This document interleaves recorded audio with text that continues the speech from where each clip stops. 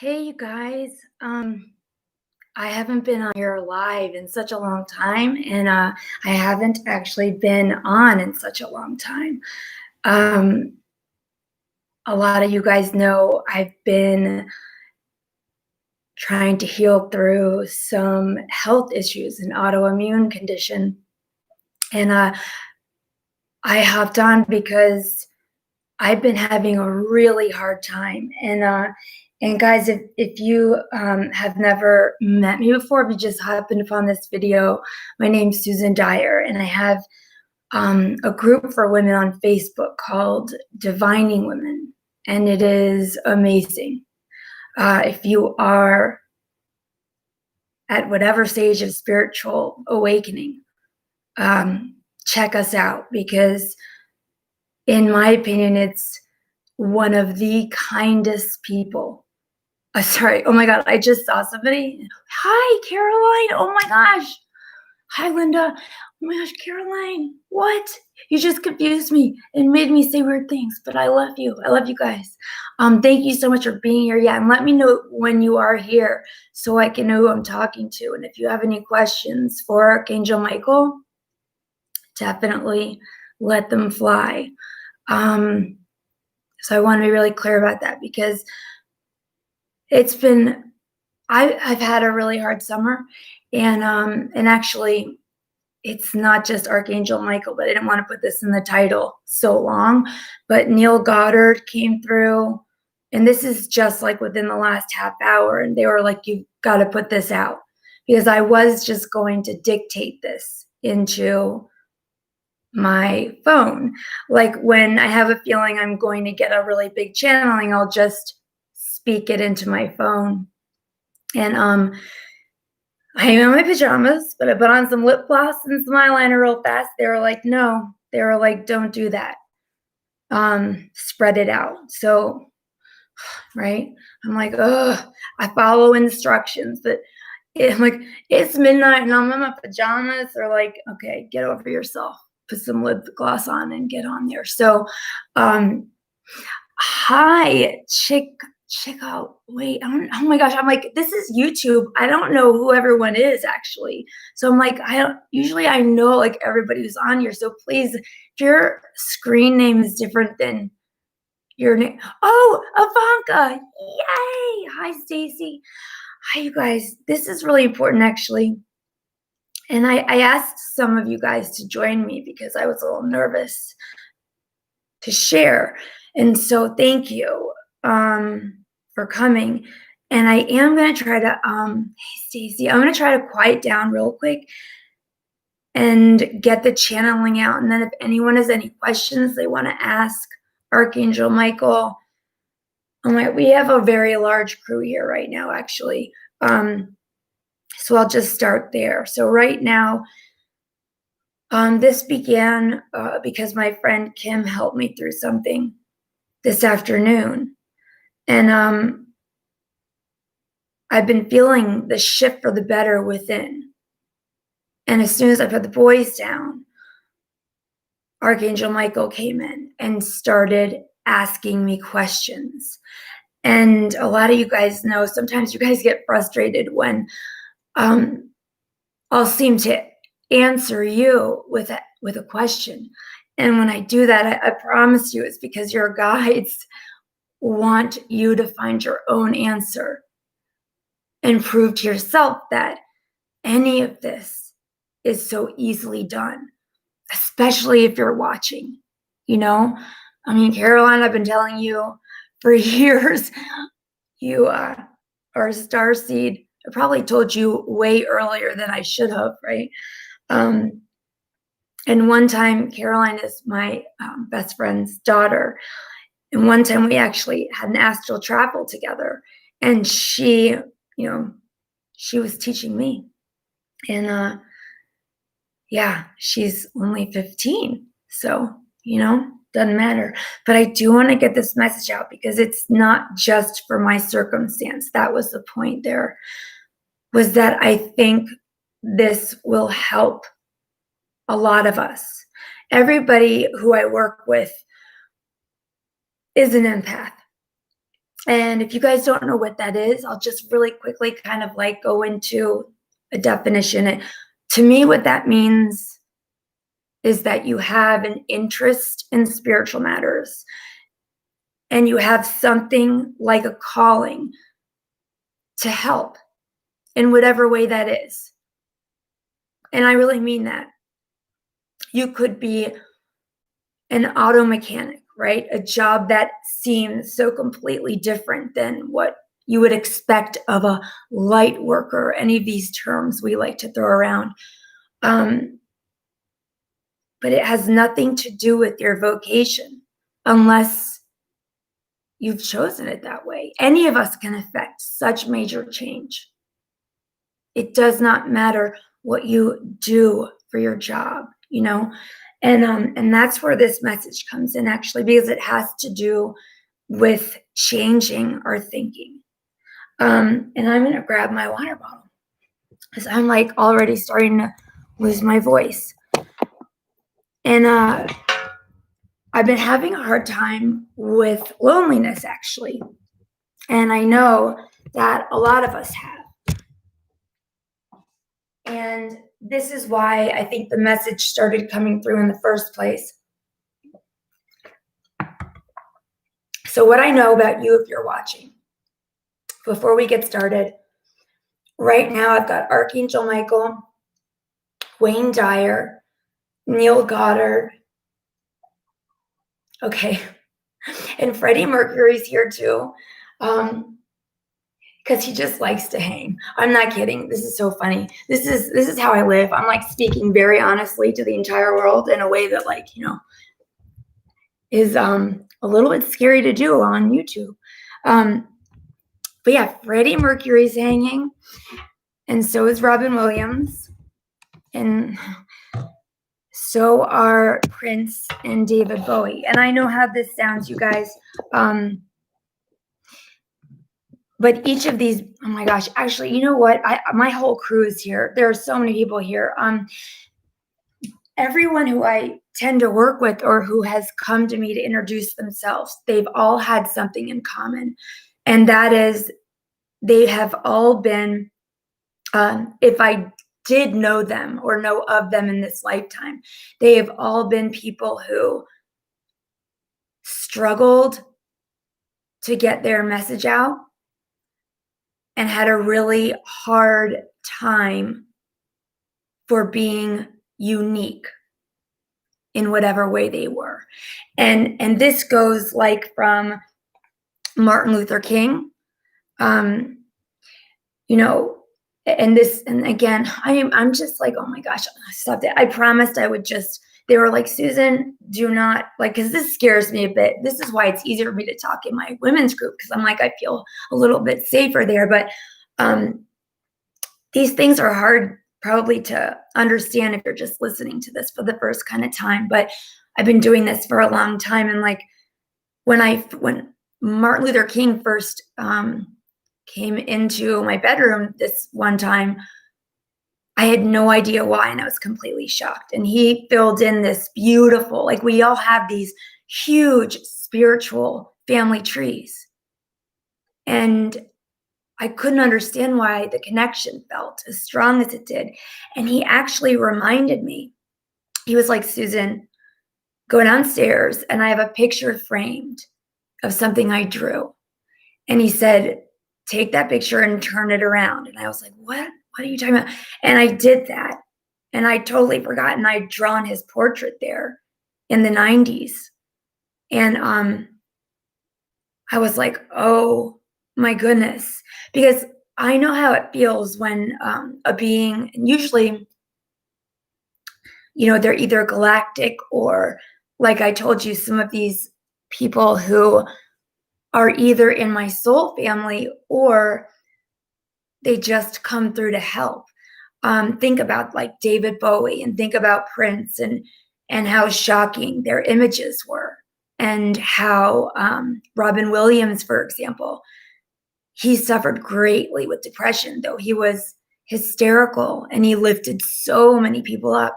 On the inside, he's saying, on the inside, life was a hard job. And he said, but I made it my job to look like it wasn't. And so I first met him. I was born clairvoyant. And so I've been seeing spirits since I have memories. But it wasn't until I was 41 and I had a near-death experience, and I made the conscious decision to let my emotions through. I kind of walled them off. And when I made the decision to let them come through, that's when I started channeling, and all these beings came forward to help me. And to you listening, if this sounds crazy to you or exciting to you, I want you to know that I am no different than anybody else. And if you could see what I see, you'd understand. Like, I can see all around me. I'll explain this to you quickly before I go into the message, because this is how it really is. And it's the most beautiful thing. And let me start also by saying, any angels who are with you, or any ancestors, or any of your other guides, they cannot see you. Like, often, straight up, I am just going here, I promise I would. My hair is all greasy, by the way, because it's been stuck in like a ball of coconut oil for like 2 days. Been trying to do that. But anyway, so everybody is surrounded by your perfectly designed divine team. And that can include angels, archangels, beings from other galaxies, extraterrestrials.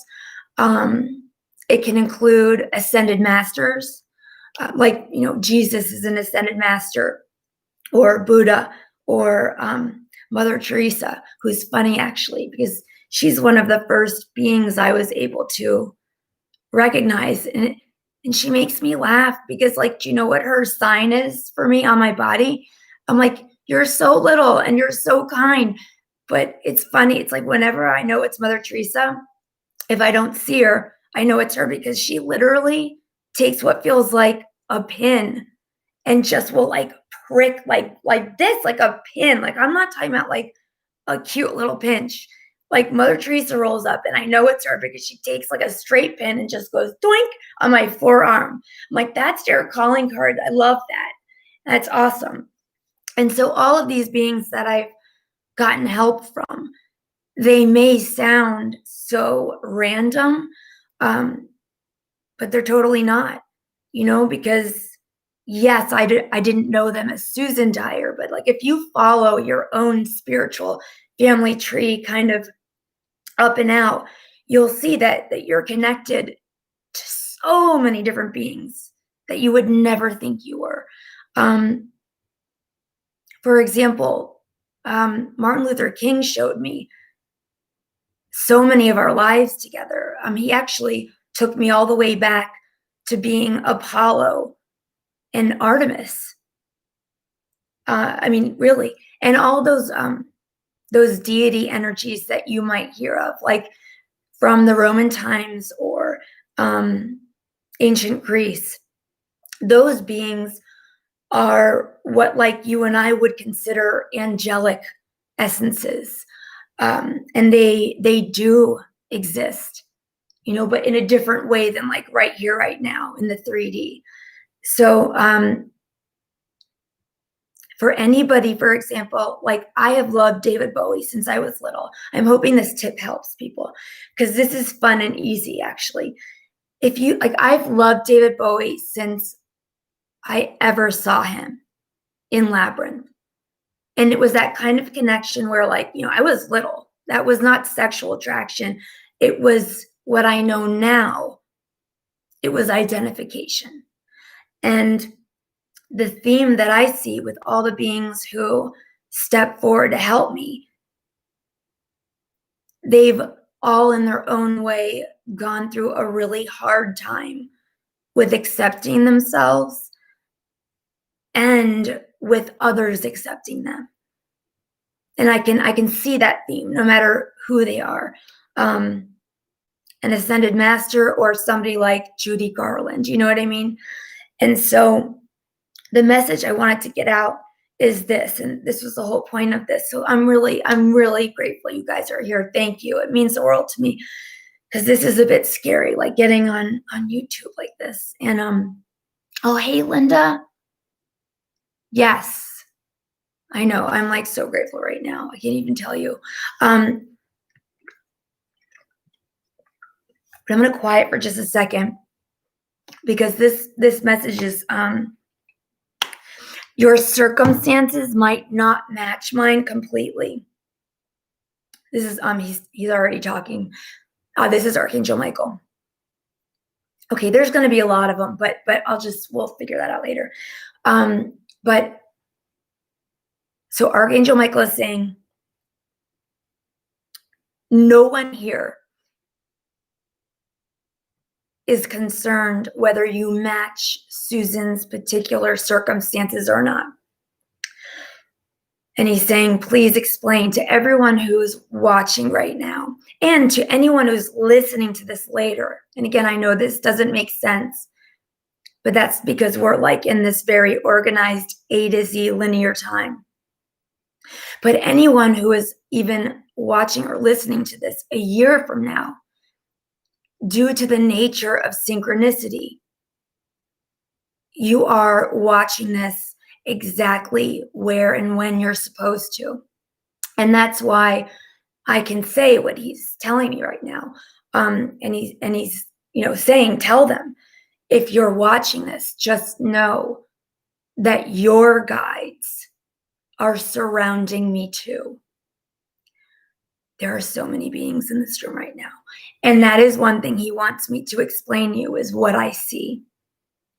Oh my gosh, hey, Morgan, you made it. You woke up. Oh my God, I know it's so late. I can't even get into that. I'll start getting like sleep fear. But Archangel Michael is like, tell them what you see, because what I see is around you 24 hours a day. You just can't see it. And if you've ever seen a topographic map, they have these like fine, very fine lines. And they're all squiggly and all around. And, they measure feet above sea level. But when you look at it, it's just a very detailed and finely drawn collection of thin lines. And if you are able to see the energy around you, those lines on a topographic map, at least in my sight, and I believe that we all have our own filters that are a little bit unique. So if you are clairvoyant and you see this differently, I would love for you to share that, by the way, because I've never talked with anyone else who's seen this. So I would love to. If you're listening, please message me. Anyone. Like I love to talk about this stuff. But when I first saw it, I was so overwhelmed, I just started crying. And it was only a couple years ago. That's how beautiful it was. And again, when I see energy, for some reason, it's always in a shade of transparent, kind of see-through neon. Those are the colors I see. Like a kaleidoscope of light angels, kind of. So my primary seeing comes through the violet flame, which you guys might know as the healing flame. Saint Germain is heavily involved with that. Actually, and Robin Williams, Saint Germain is actually one of Robin Williams' main guides, and that's interesting. And he's like being funny. He's like they've got their arms around each other right now, and he's like, and he still is. I still got a lot to learn. And he's like joking around with Saint Germain, which I actually never talked to him directly. I don't think. So thank you. But again, what I see, the color when I close my eyes, and if you're a starseed, take note of this because it's important. And I know a lot of you guys can identify as starseeds, and quite frankly, we all are, but we don't all come into this lifetime aware of that imprint. So if you are aware of connecting with that kind of a starseed profile, know that it's on purpose and trust it. So my primary color when I close my eyes, immediately all I see is throbbing neon purple. And I've come to understand, I thought that, I'm not kidding. I mean, I was little, so whatever. I thought that was just because it was my favorite color. I've come to understand that there are always levels of meaning and reason as to why we perceive any certain color. Color is a specific kind of energy. So if you are a starseed and you do relate, let me know what color you mainly see when you close your eyes, because that's important. And we can talk about that in another video if you guys want. But when I look around, and this is, loneliness has been a struggle with this chronic illness, even though I see reality.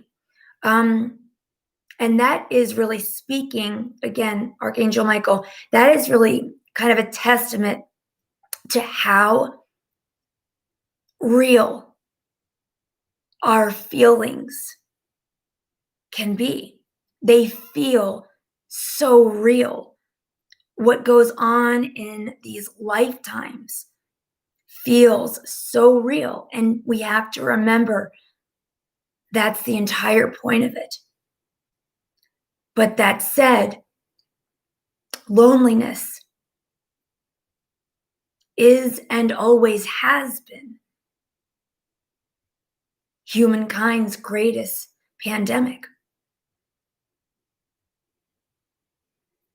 And what is being craved at the root of it all has also always been what Susan has heard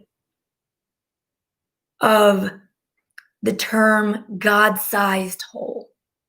I don't know if you guys have ever heard that, but he's like, humankind has always suffered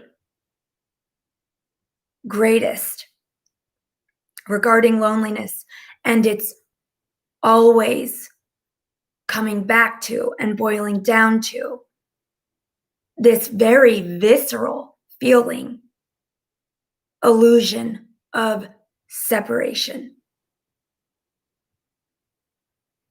Starseeds, especially for those of you who do relate to never feeling quite at home here, or something as simple as you can look up at the stars and feel it in your heart. A longing for a certain kind of reunion or homecoming. Many seekers experience a lot of these feelings. It's not just starseeds. And honestly, he's showing me, he's wrinkling up a piece of paper and tossing it in the trash.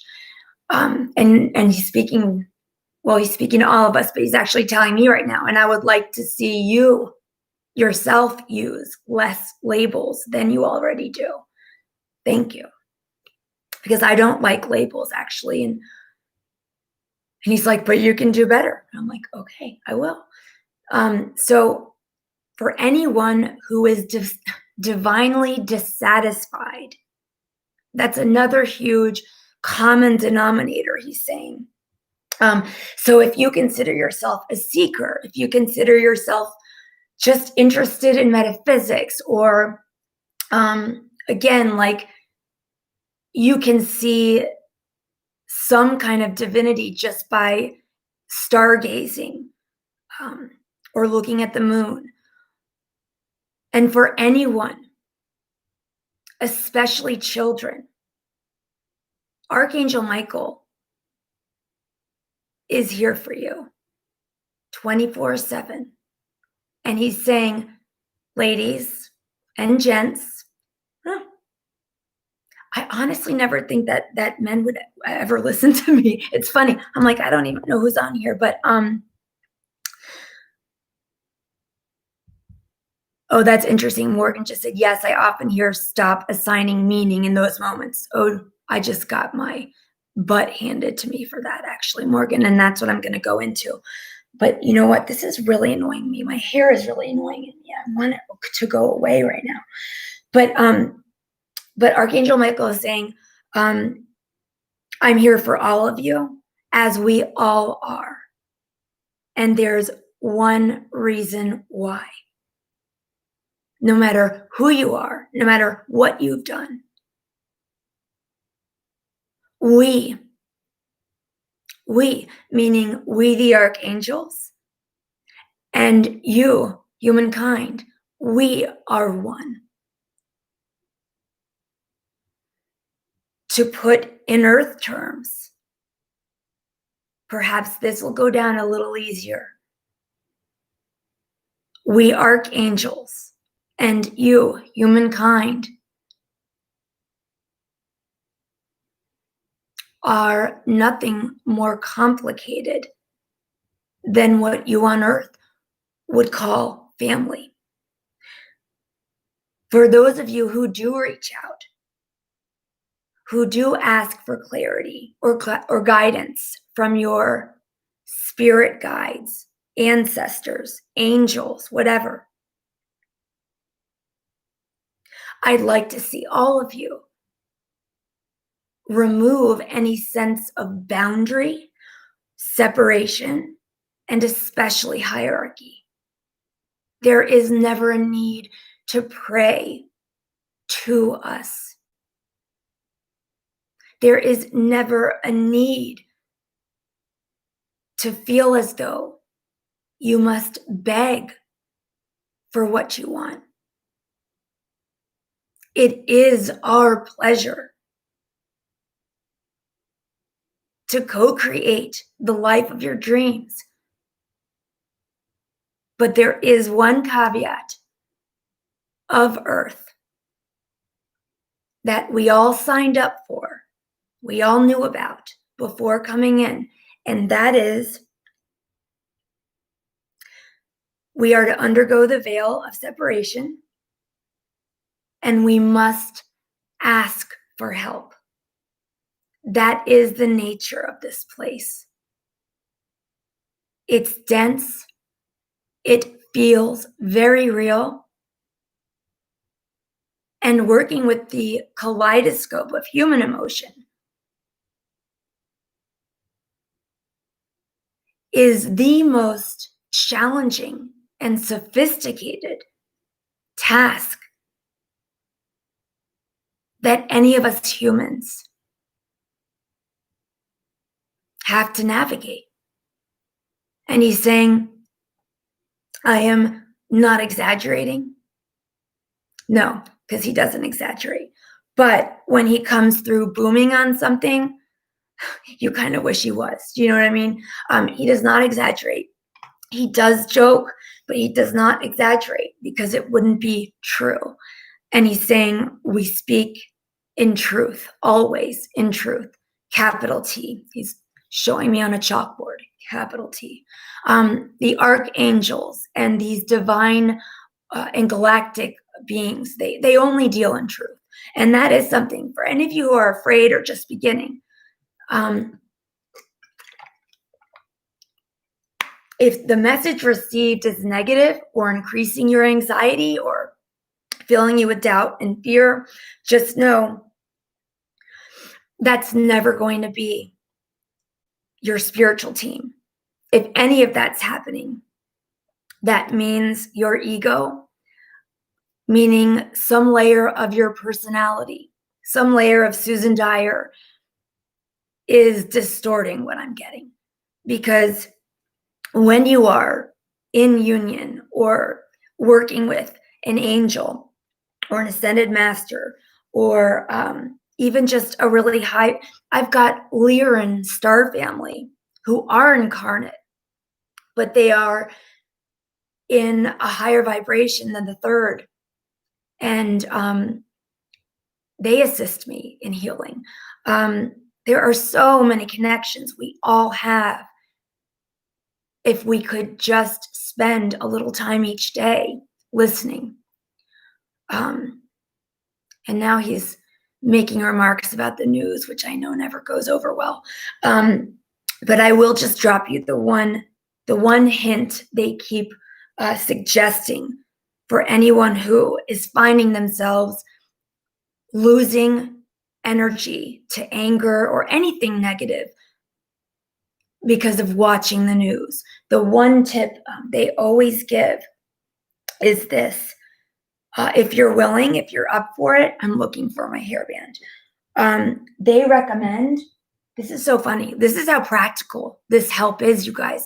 They recommend downloading the BBC app and reading your news in that manner. That is the level of practicality available to us. This is not just frou-frou. You know what I'm saying? Because it's not frou-frou down here.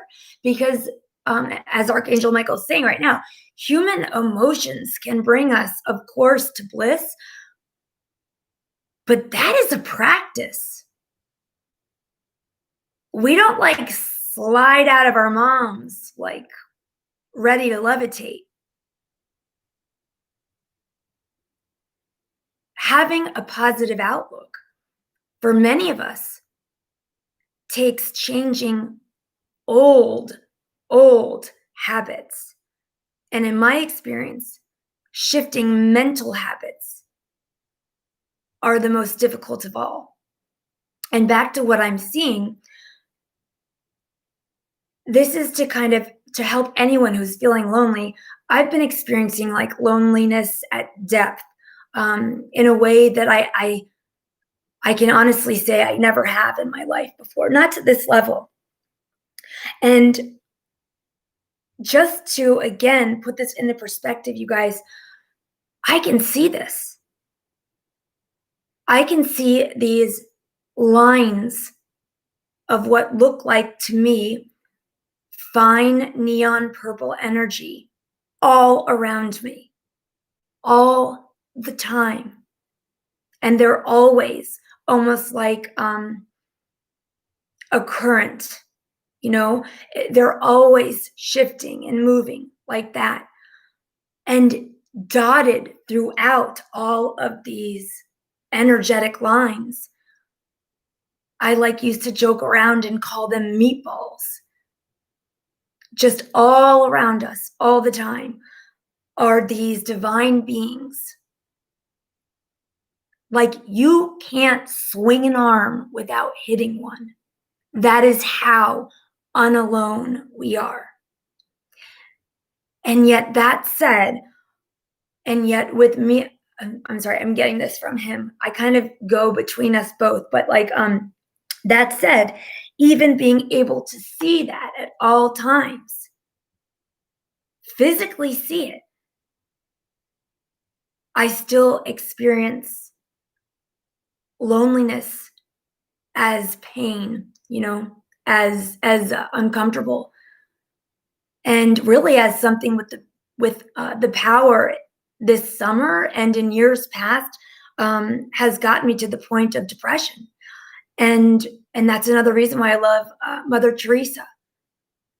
She suffered terribly from depression, terribly, and the more she rose to fame, the worse her depression got, because she feared more and more that her notoriety and her recognition would alter or distort her connection with the being she calls God. And Eckhart Tolle. I want to share this because, again, not to be depressing, but when he was a child, he grew up in, I think it was France, and in a large building. And he said for years, this building was under construction and was covered by scaffolding. And he said, as a child, it brought me comfort because I knew how easy it would be. And I don't remember the words he used to put it, but what he was saying is, as a child, he was so depressed that living in a building with all this scaffolding, he was like, it would be so easy to hang myself from any of these. And he found comfort in that scaffolding. So please know, if you are experiencing depression or you have in the past, it is extraordinarily common. And even my old meditation teacher, who has published tons of books, she's well known throughout the world. And her teacher is awesome too. They're both amazing. And I remember one time I was walking with this teacher. I was on a retreat, a silent retreat with her, and it was a week long. Okay, I'm just saying, you might not want to go from 0 to week long. Anyone who hasn't been to a weekend, when I'd been to a couple of weekends, like many, I was like, oh yeah, I can do a week. And that was not the most elegant time of my life. That week without talking, oh my God, you guys know how much I like to talk. That was so hard, and I was freaking out. Like, and anyway, so she and I went on a walk, and I like slipped her this note. I was like, Tara, I'm going crazy. So we went for this walk, and she was explaining, she's like, I enjoy talking to you. And she gave me a compliment, and I was like, gross. No. I'm like, what are you talking about? Like, you're amazing. And she was like, no. She was like, people frequently kind of look at her like she was born that way. Like, oh, she's so profound. She must have came out of the womb that way. And she's like, I did not.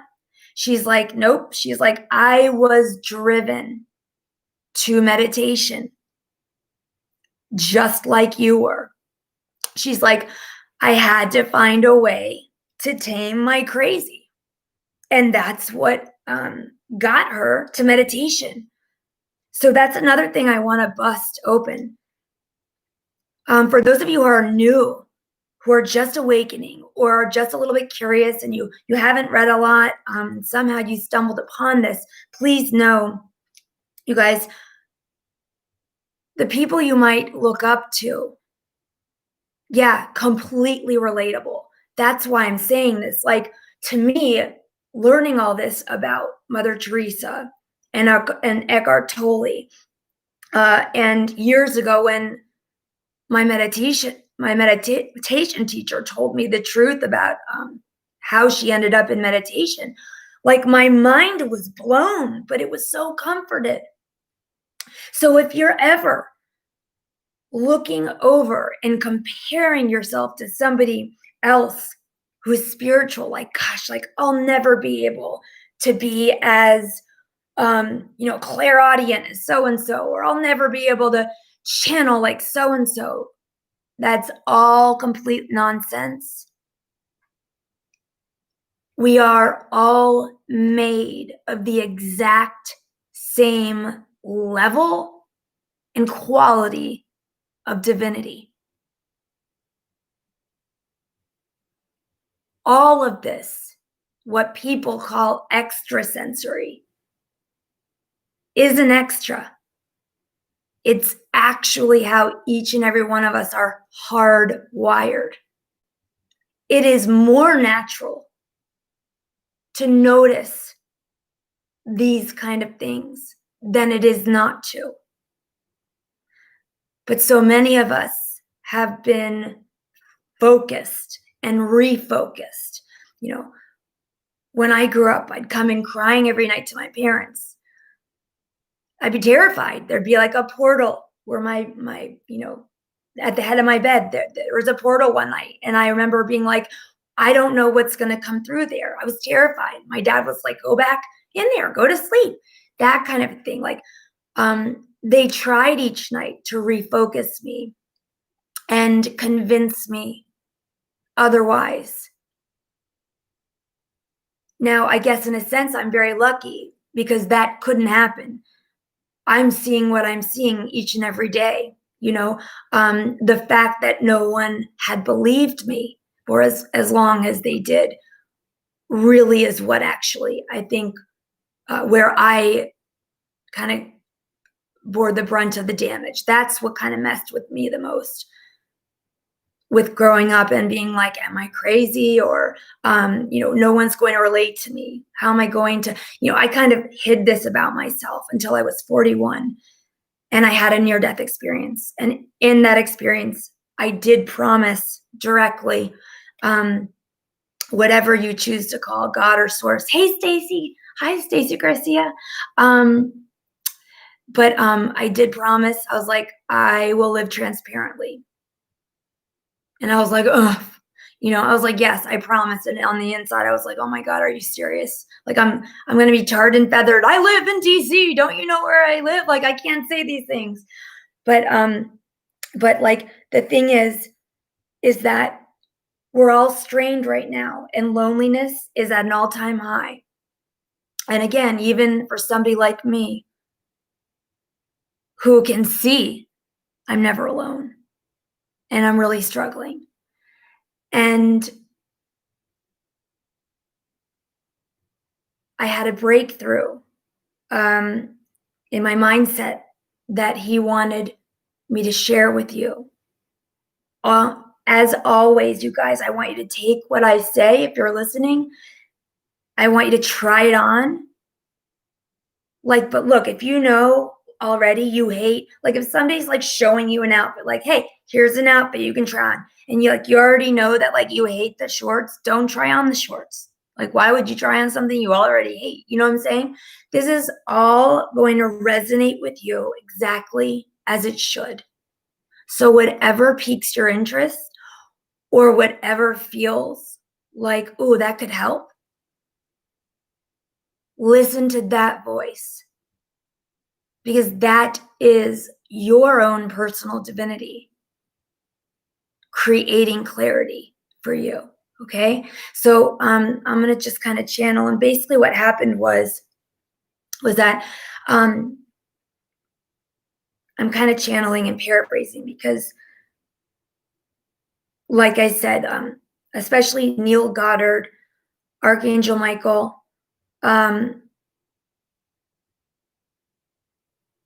Emmett Fox and Wayne Dyer right now are kind of like all like care bearing me like in a single beam.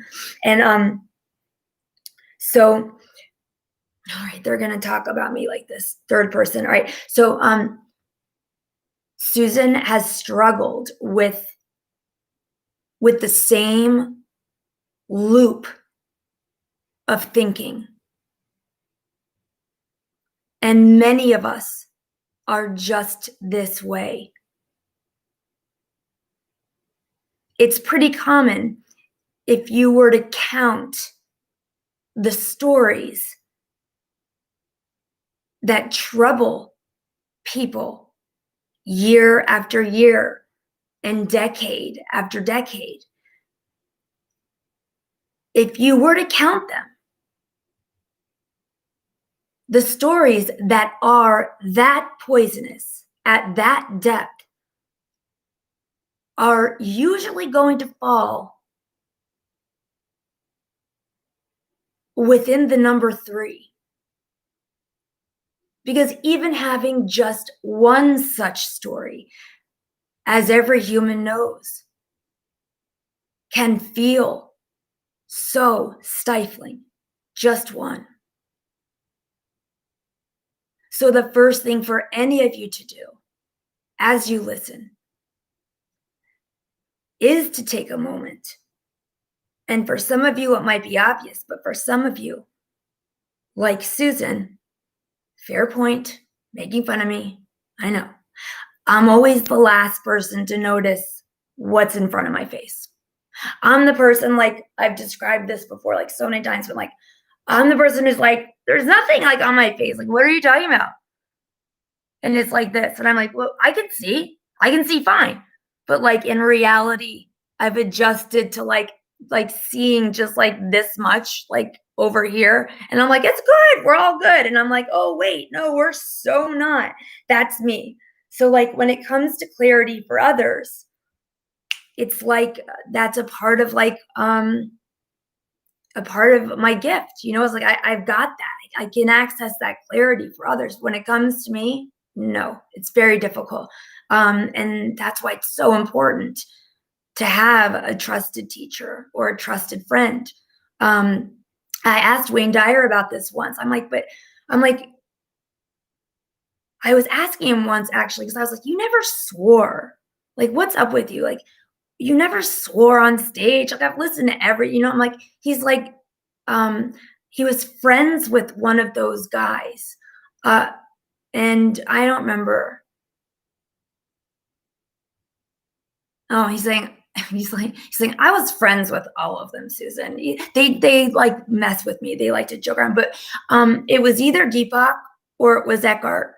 He's like, and I think he's saying, I think it's Eckhart Tolle, but he's like, I was like, why did you never swear? Like, is that like a bad thing? Or like, am I like really worked up? Like, he was like, you never heard me on the phone with my friends, literally. This is what he said. He's like, you never heard me on the phone. And I think he said, I have this written down. I don't remember, but he's like, you never heard me on the phone with Eckhart Tolle. He's like, I swore. He's like, there is a time and a place for everything under God's grace. That's what he's saying right now. That was a rhyme. That was really cute. He's never rhymed before. Oh, okay, really? So, okay, Eckhart Tolle. Thank you, Morgan. Because he's like, there is a time and a place for everything.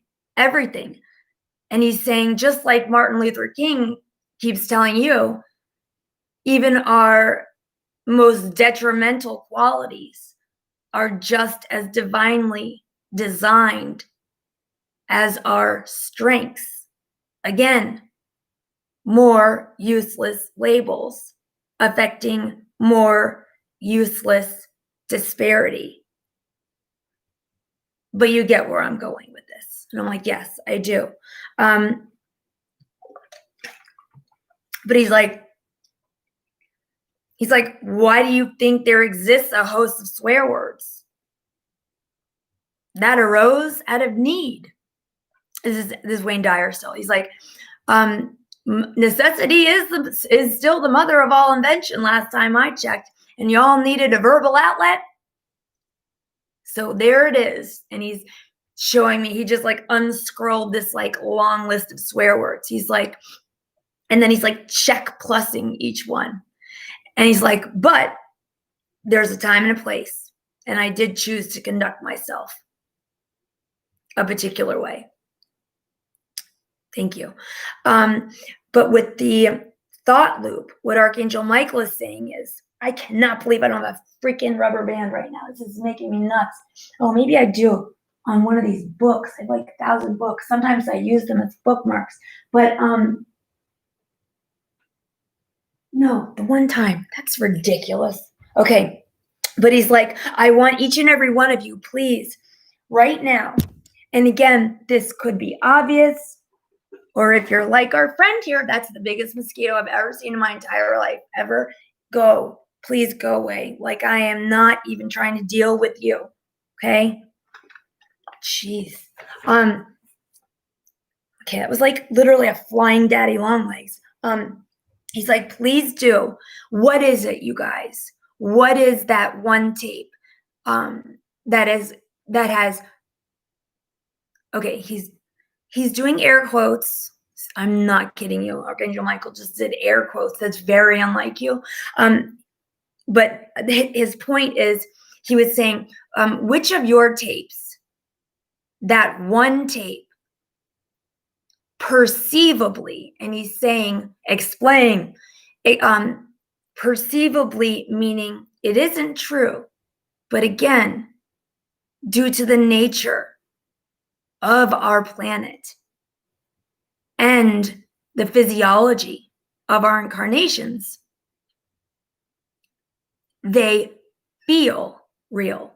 So that's why he's making such a big deal out of find that one worst tape of yours that perceivably has caused the greatest pain. And he's saying, if any of you are mentally trifling in adolescence, if you're anyone but Caroline, I'll tell you now, you are not going back far enough. These things that continue to murder you day by day, that continue to snuff your life away, these must be traced farther still to the back reaches of your childhood. The only story powerful enough to assassinate you over and over still today are only those stories that have rooted since you were the smallest of children. Like Indiana Jones' boulder, that is how they've become so unwieldy, so powerful, and so seemingly impossible. And Neville Goddard is stepping in, and he's saying, and there it is. There's the trick of it. Okay, now he and Emmett Fox, y'all are becoming like kind of one being, and you're confusing me right now. Okay, so now for those of you like who are interested, so right now Neville Goddard and Emmett Fox are kind of stepping in, and they're saying, find that old worst tape of yours.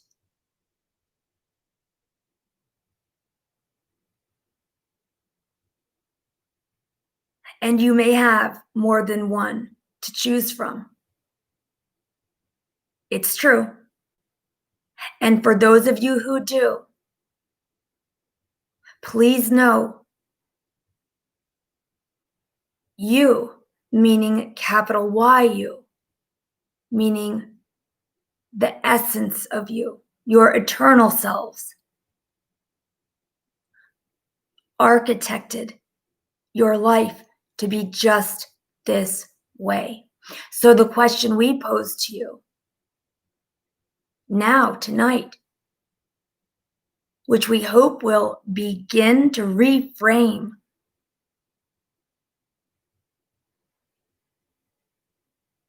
how powerful these feelings can seem. Can you honestly look in the mirror? We'll take Susan, always. Take Susan. Susan, can you honestly look in the mirror, look into your own eyes and say, I got this. I know better than Artemis. I know better than Athena. I know better than, Archangel Ariel. Can you actually look in the mirror and say that you, little you, Susan Dyer, you, knows better than eternal you, because that's laughable. None of us watching are that arrogant to be like, no, I'm pretty on par with Archangel Ariel. I think I got right. Like, no, that's insane, right? And that's the level of insanity when we are acting and reacting in accordance to our feelings. Now that's easier like said than done with that, because we're humans, and literally like the one single journey we're all meant to share. We all have so many potential purposes. So many. It's never, no one comes with one life purpose, some random needle in a haystack, like, oh my God, you might not find it. No, are you kidding me? We are little tiny God blobs. You know what I'm saying? Like one life purpose. I don't know who has one life purpose, like maybe a monkey. I'm totally kidding. But you know what I'm saying? Not us. We have a spectrum, like a huge actual bunch of possible life purposes. And I can also walk you through that too, to getting in touch with that. But each one of you, like I said, this is the tiniest flesh tip of an upside down iceberg. The majority of you, of me, Susan Dyer, the majority of us exists in the realm of spirit. Just a tiny little blob came down to fill up the suit. That's it. The rest of us remains in spirit, in union with that one energy. And so to ever think that from our tiny vantage point down here, that we would know better than our full capital T true selves, who laid these paths out before we came down, none of us would say we know better than that version of ourselves. Yet still we react as if we do. I still react as if what's happening in this life is the end all be all. And that's when Neville Goddard came in. This all happened this afternoon, you guys. I've been really having a tough time. And that's when Neville Goddard came in and was like, so many times people like us in these spiritual circles, it's suggested that like we've got to, here's a phrase, like rewire our minds. We're going to use that phrase, rewire our minds. And Neil is saying, do you hear the impossibility of that? To somebody like myself, who has grown up the way that I did. I grew up extremely clairvoyant in an extremely Catholic and Republican household. I really don't need to say much more than that, right? Like, and ironically, and Archangel Michael is really laughing. We're talking like if he was real right now, like my house would be shaking. But this is like, for example, my clairaudience, right? Didn't come until like way later. So I'm in Sunday school at a very fire and brimstone church, right? And every day of my life, I've got this huge, hulking, crimson like deep red energy, and not see-through. Remember I told you like everything I see is see-through. That's not entirely true. There have been times when I've seen beings like this, literally appear like this, other times all in white, whatever. But Archangel Michael was with me every day as a child. And if you have a child who is extrasensory, I want you to know Archangel Michael, that is his jam. Assisting and protecting children who are like us.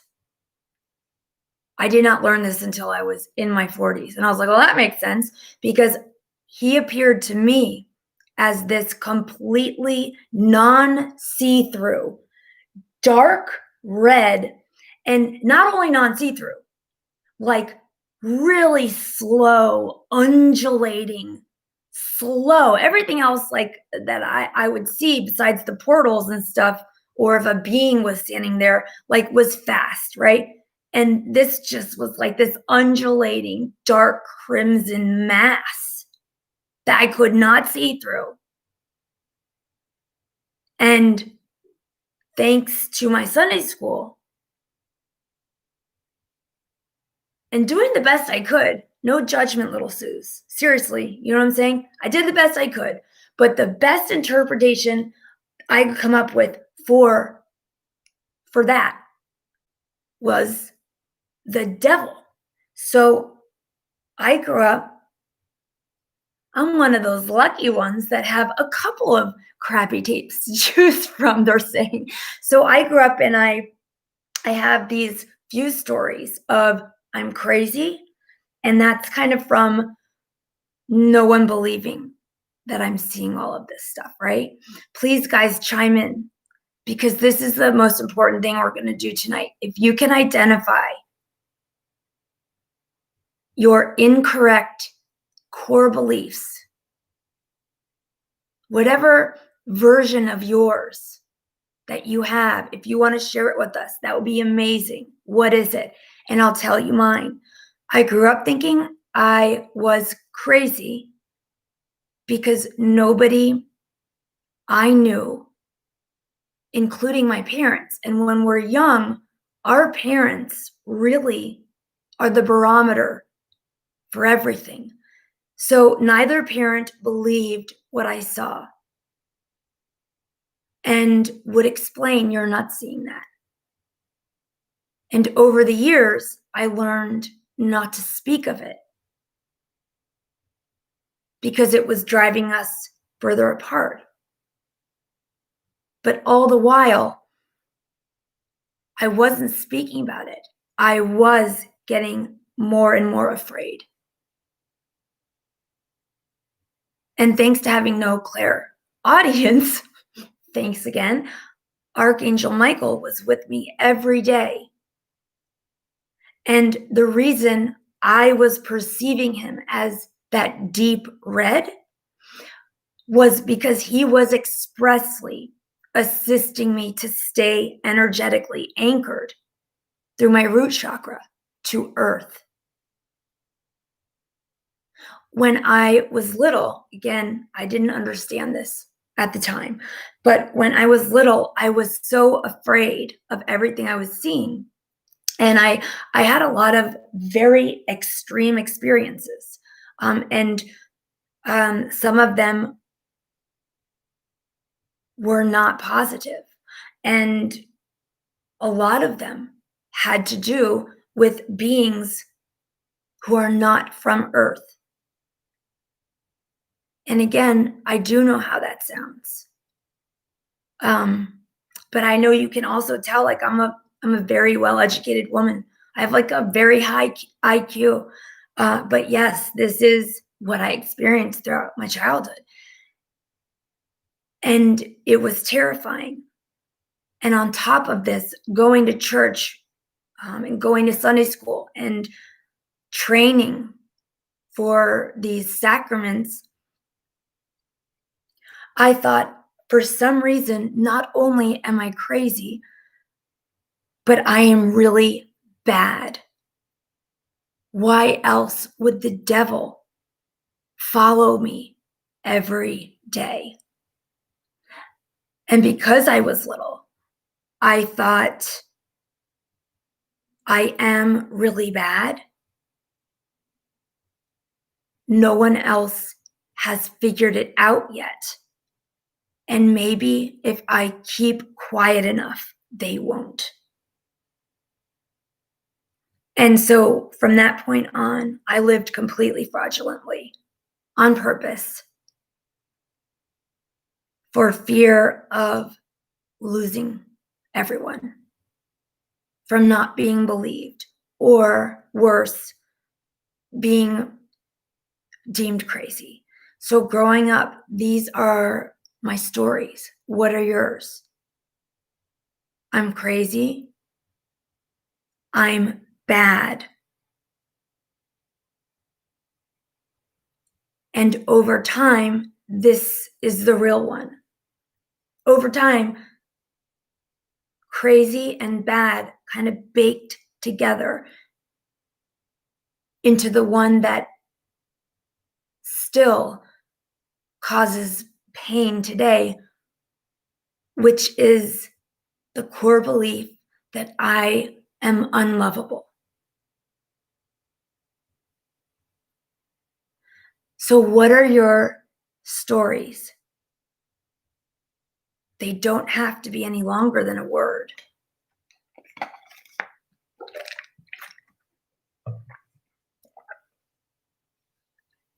These are the stories that have the power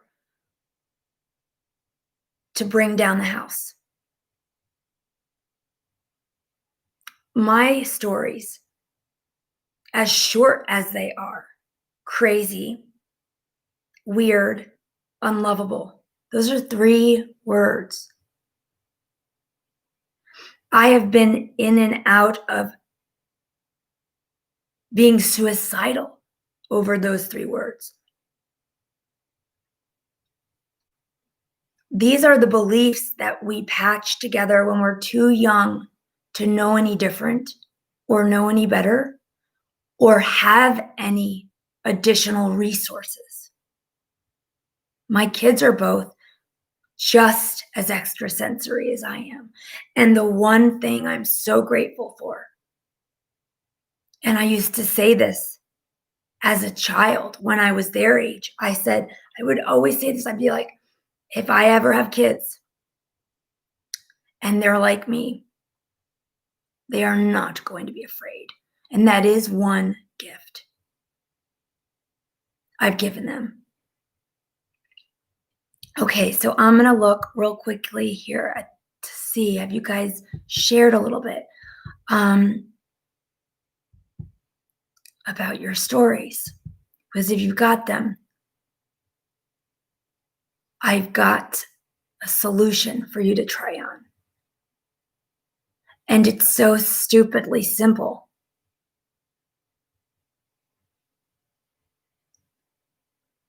It'll resonate just like water, if that makes sense. I can tell when something resonates with me because it is usually simple and it literally almost like has the subtitle duh to the energy, if that makes sense. And that's what I want to share with you guys. So, okay, I'm seeing so many comments here. Thank you. This is so fun, you guys. Thank you so much for coming over here. And I will say, if you haven't subscribed, please do. This is one of those things, and I don't care at all. I'm totally honest about it, but I really want to publish my book. I've wanted to have a book since I was in 1st grade. And for some reason, my agent is like, you absolutely have to get your YouTube numbers up. And I'd really like your help with that, you guys. I need your help with that. I'm not able to do that alone so far, and I don't know why. Because I love my videos. I mean, I'm so proud of them, you know? But okay, so what I'm seeing here for your stories, better to be invisible, fat and ugly, and a couple of people talking about intentionally. Actually, I have a phrase for this. A lot of what you guys are saying, I call it like intentionally camouflaging oneself. That's what I did. I intentionally camouflaged the biggest part of me. And that's what I'm seeing a lot of you guys did too. You intentionally took the route of like acting as if, or shrinking. That's a good way to put it. I know what you mean. Being dismissed. Yeah, being dismissed for sure.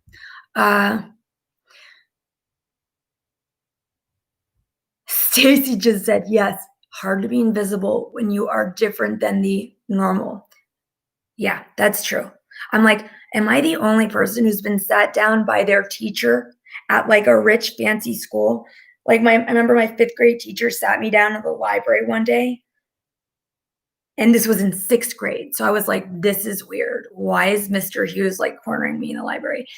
And he was cornering me in the library to tell me, direct quote, Susan, you are never going to get anywhere in life unless you become less weird.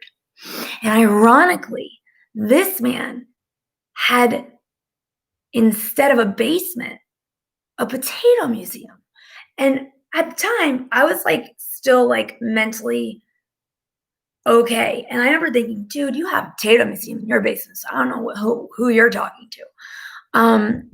But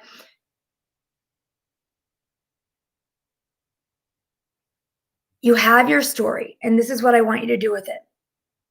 So being unlovable and the insanity, honestly, those two have been my most troublesome stories. And they are actually, I had to realize this is what they were telling me in the kitchen today. And they didn't say it quite like this, but Archangel Michael was like, always, you will see with what you're looking. And he was explaining to me that I find myself in situations that are seriously lose-lose. Because at this point, I expect it. And it's because of these stories. And I'd identified these stories years ago. I've done like a lot of shadow work with them, a lot of meditation, and a lot of prayer.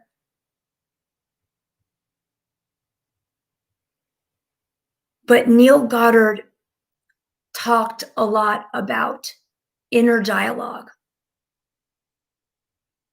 And he's saying that's just a fancy way of saying how you talk to yourself in your own head.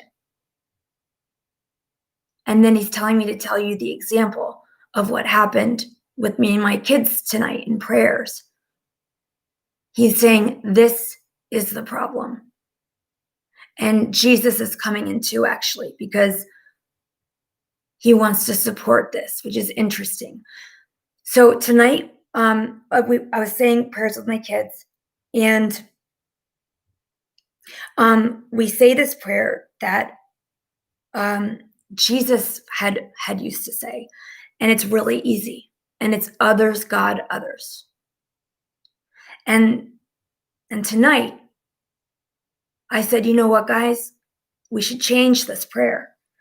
We should make it others, God, and ourselves. Others, God, and ourselves.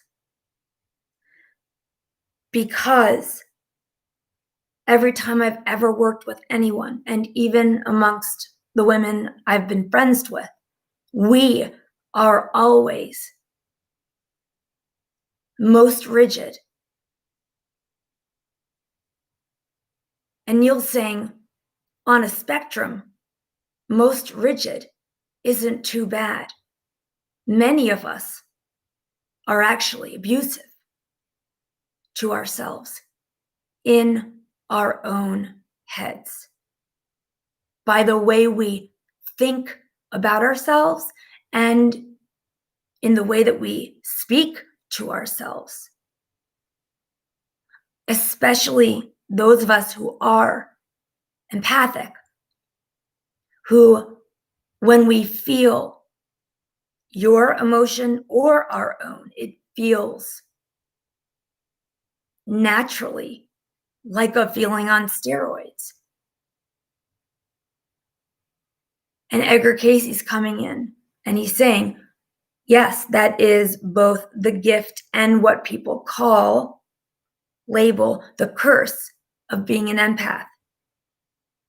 You are able to experience extreme highs. You are also able to experience extreme lows.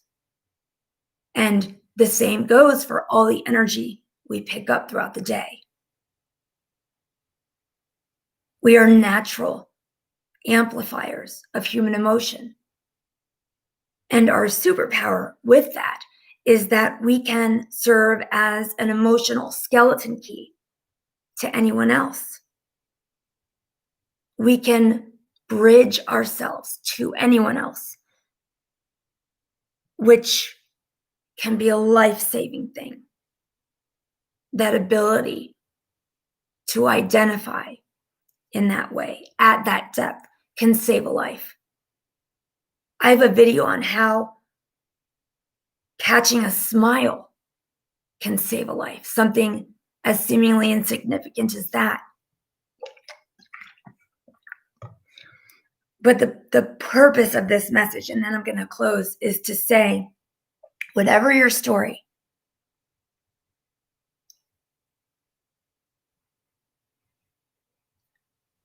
the person who needs the most forgiving, no matter what your story is. And my story includes pretty much every kind of trauma you can imagine. And when you're a child and trauma happens, that's not your fault, right? But as an adult, it becomes our responsibility. And they're all saying this at once. Actually, it's everyone now. They're saying, whatever your story, and this will be difficult for some of you to accept.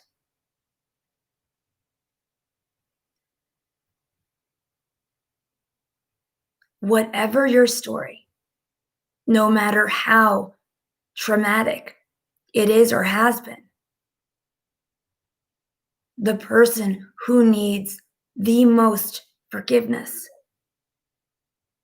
is and always will be yourself.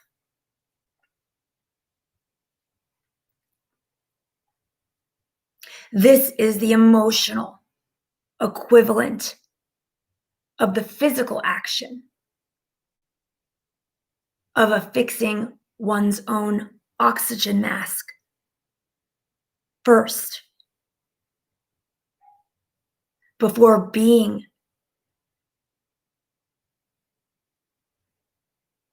able with any certainty to help another person out.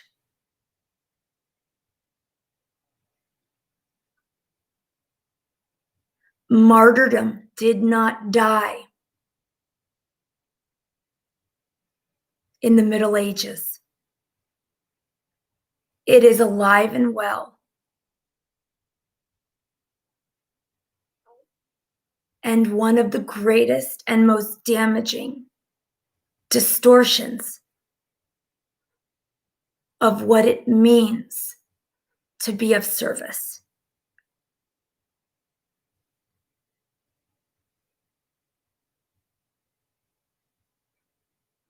We, And when they say, they're saying we, but what they mean is not just the crew who's here, not just everyone I've been mentioning. They mean the we as in like the cosmic we.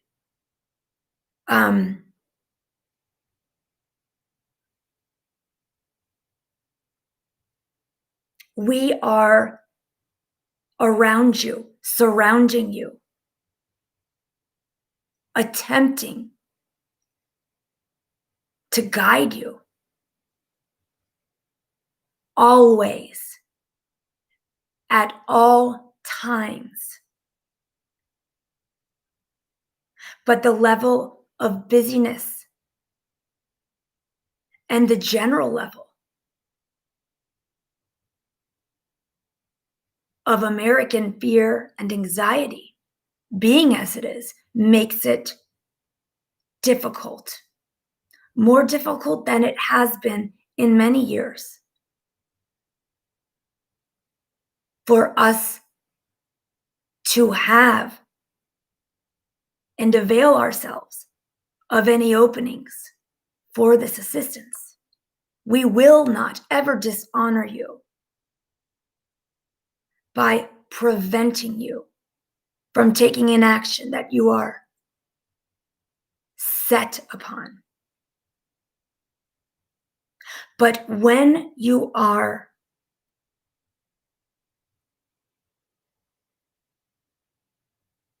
in any kind of obsession, when you are spiraling or cycling, what's the word? Cycling? Thank you. They just showed me a bike. Anytime any one of you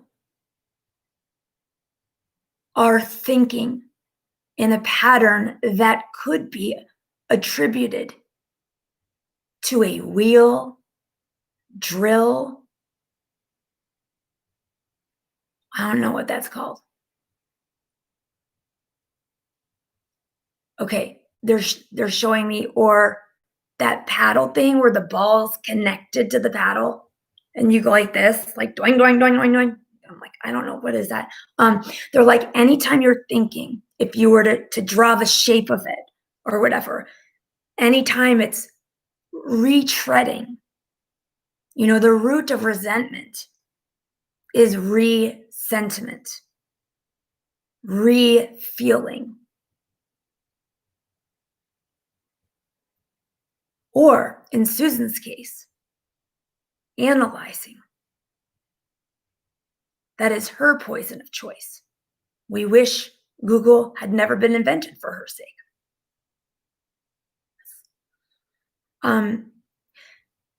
They came in this afternoon and they were like, this lose-lose game of yours is yours.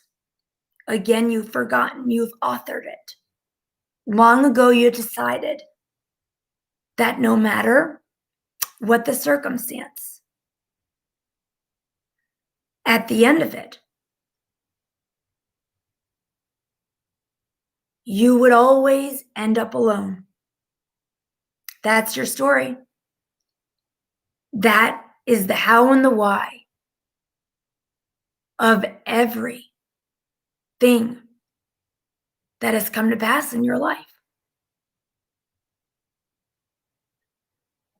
Susan Dyer,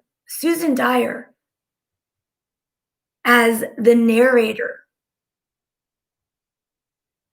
of her earthly story,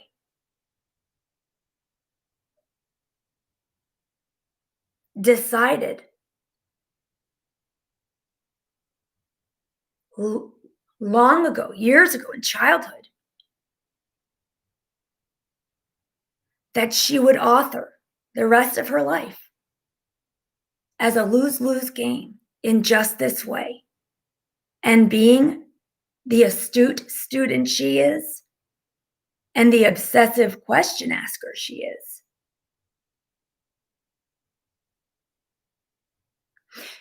she charged from the age of 3.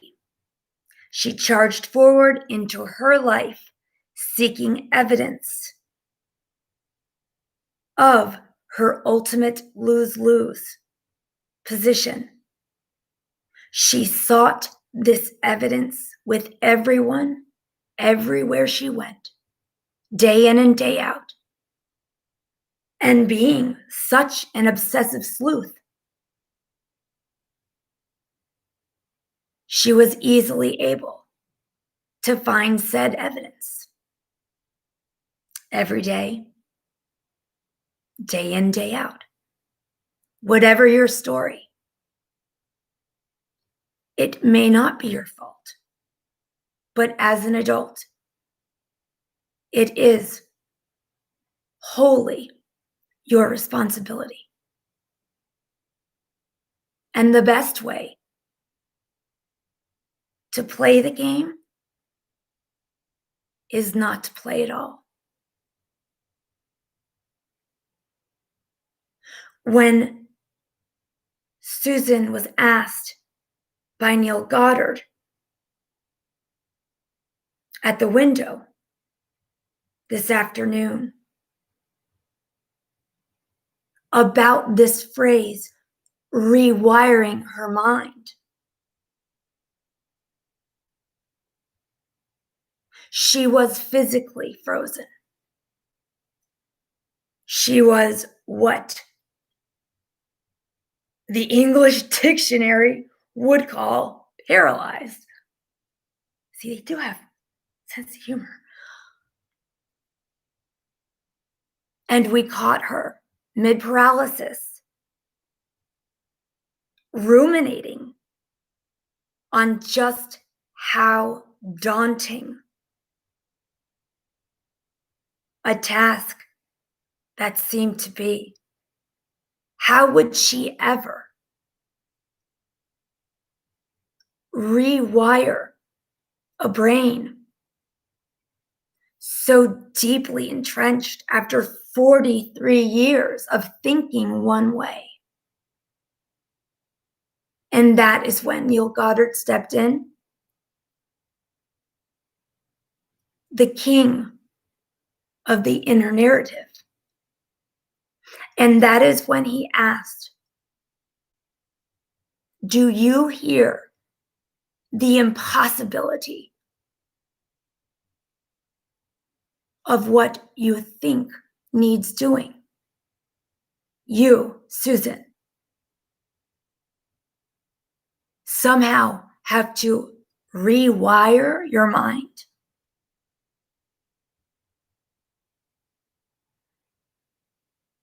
You felt that impossible because it was. For any of you watching, if you have such a story that is squeezing the life out of you, that is recreating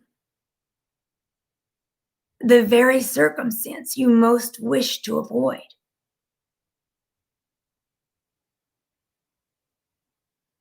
die to it.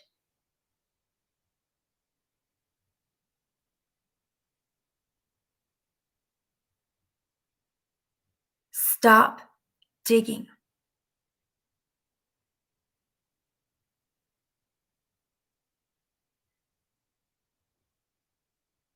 You are not all powerful as you are in this briefest of life, in this briefest of lives. You are not all powerful. You cannot control others. You cannot have them doing and acting and saying as you'd prefer. And since you cannot control the world around you, you must expand from the one place from which you can, which is quite simply from the inside out. Susan felt it impossible to rewire her brain, because that task is far too Herculean. She does not have the power to regroove 43 years of trauma-blazed pathways.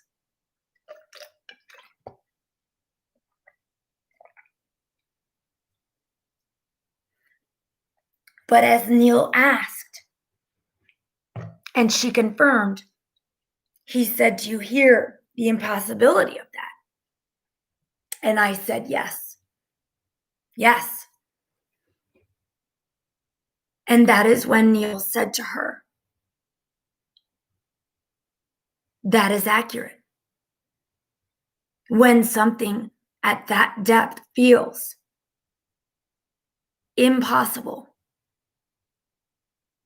too daunting, so overwhelming, you wouldn't know where to start.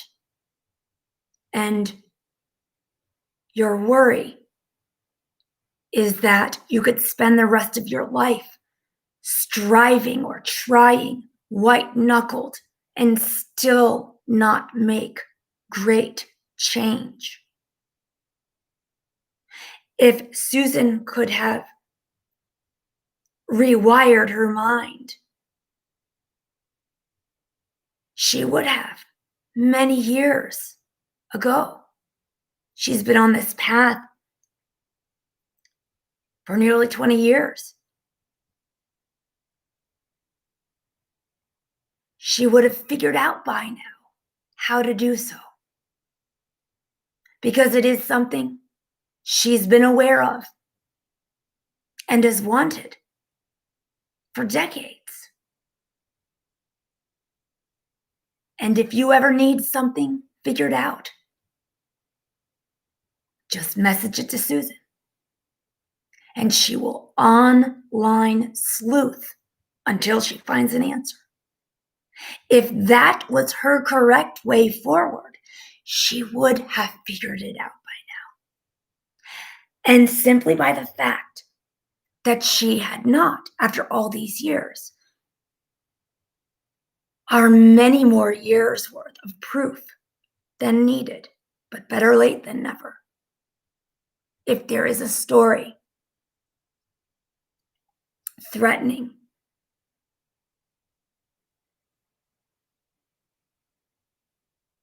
to taint the rest of your life's quality of life, we'd like you to do the very opposite of what seems intuitive, and that is to say yes, to accept, to die to it, and let it go.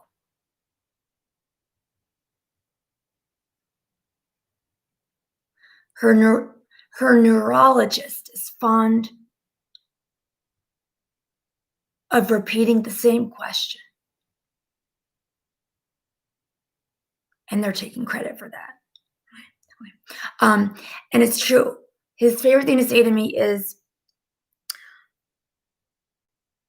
let's say you're stuck in a hole and you don't want to be there. What's the first thing you start doing? Stop digging. So for anyone out there who has struggled without progress against a circumstance or dynamic that continues decade after decades, where you've tried many a tactic, perhaps you've read books, perhaps you've visited therapist offices. You've spoken ad nauseum with friends.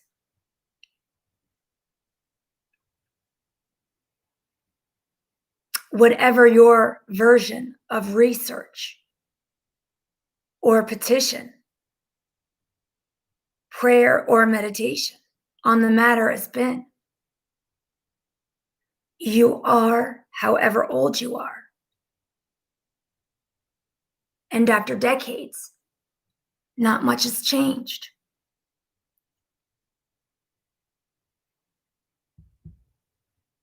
Then the only thing left to do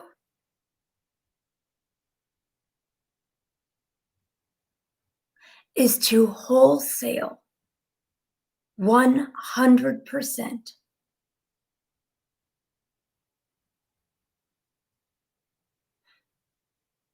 give in to win.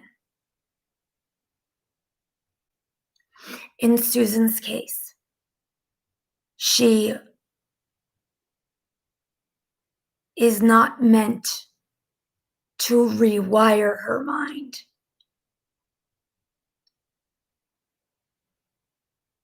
She is instead meant to make a practice of never minding her mind.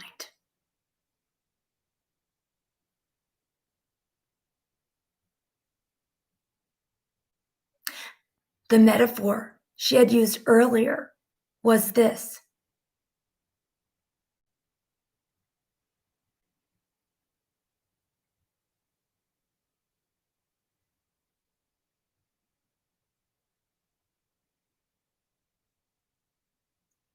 Sorry, I'm like arguing with them about this time of, okay. When you're up against something like this from childhood that feels so real, where you can point to evidence all around you that may in fact be true,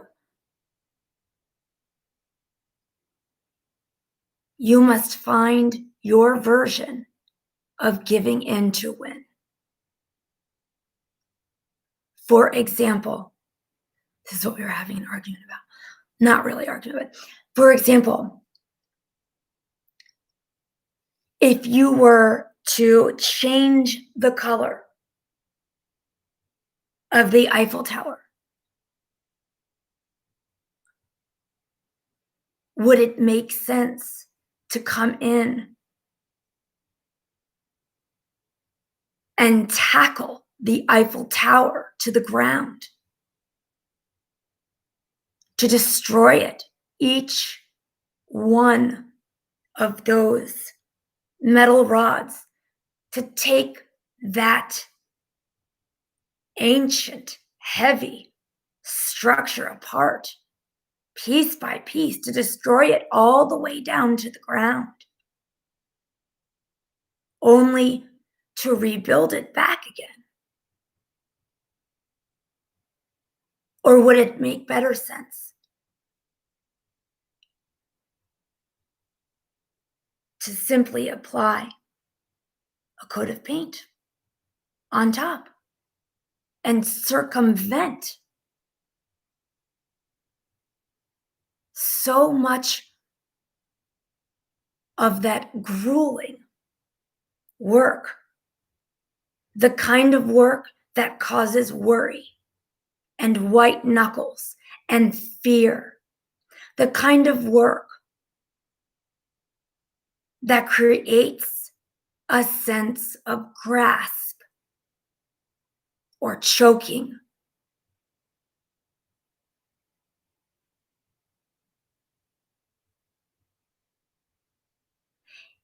Even if you are standing in a field littered by dead bodies, even if the evidence of your story is that factually evident,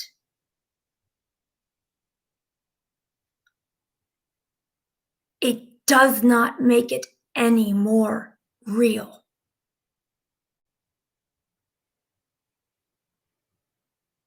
And that is likely the most difficult idea we'd like to put out there tonight. What you see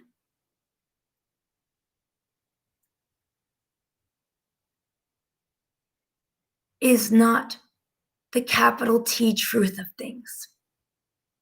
Only love is real. Everything else beyond that is some version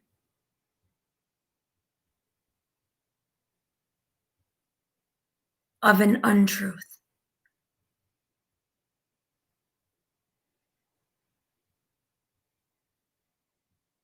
Whatever your circumstance, whatever this story of yours is,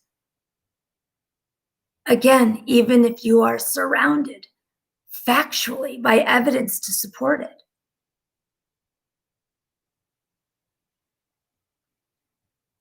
even if it is the most unacceptable circumstance to you,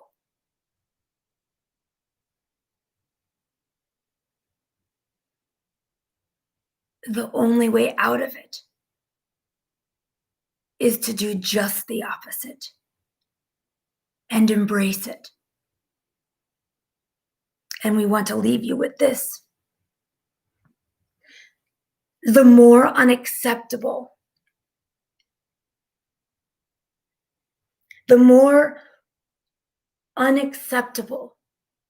your story feels, we promise you this, the more unacceptable your story feels,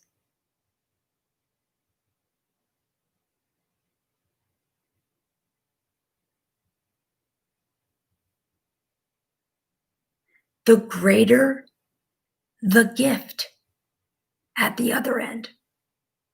I am going to hold all of you to that, like so hard. I'm going to make a sign.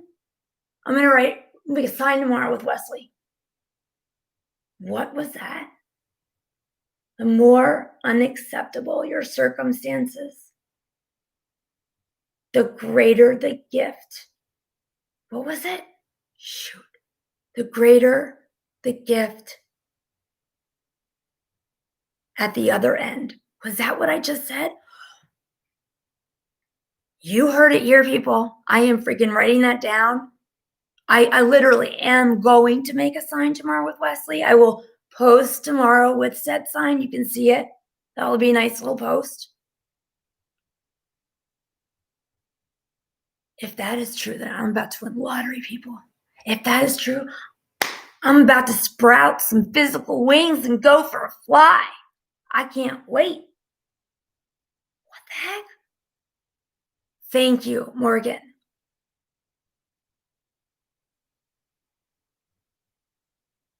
Your degree of peace, ease, and tranquility has everything to do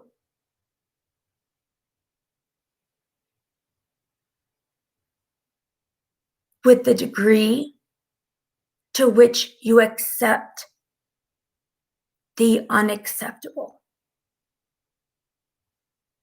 And this is why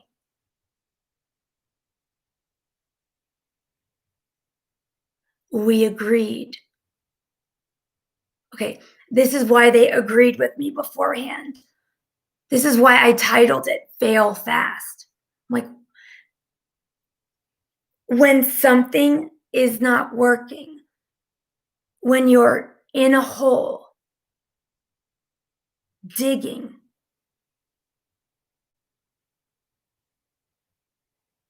nothing can happen. Nothing except more of the same. Unless you put the damn shovel down. So if there is something, some circumstance in your life that they're showing me like a root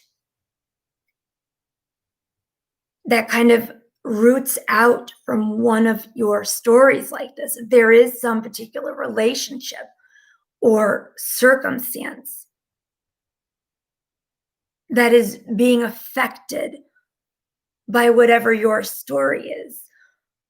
And you've been digging and digging and digging with little to no change.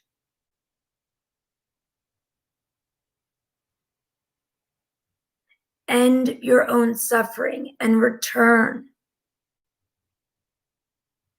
to equanimity. I don't even know what that means. Wait, hold on. If that is the case for any one of you, end your suffering. Oh crap, what is it? End your suffering.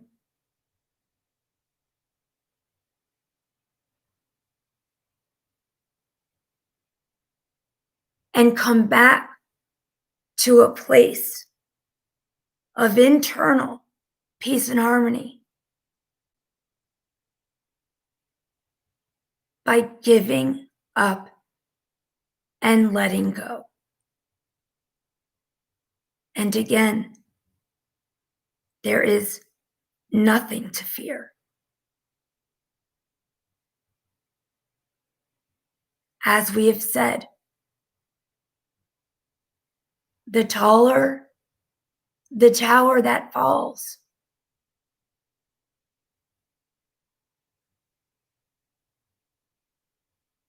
okay, that was a weird image. So basically, like the taller and like bigger the tower is that falls, the stronger and more uplifting is the air following the crash. Like boom, and it's like whoosh. That's the image they're showing me. Okay, that's really weird.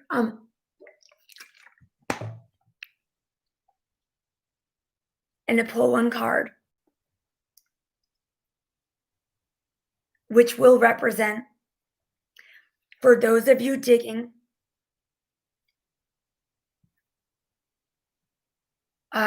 in your own personal holes of unacceptability. This card will represent how and where to best direct this completely and radically new shift in perception and energy. Oh, hell yeah, because I need that. Give me a damn instruction book.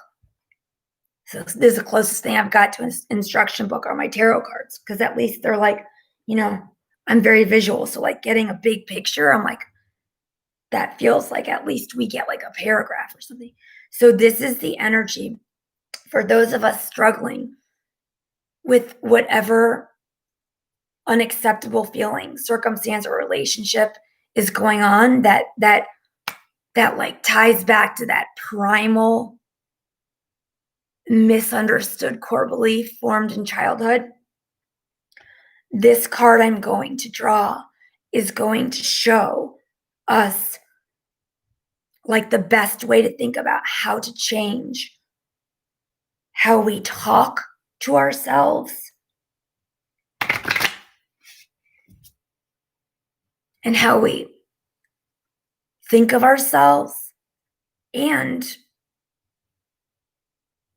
including all that would fall under that category of unacceptable. So this is going to be like showing us how or what it looks like, this change in perception.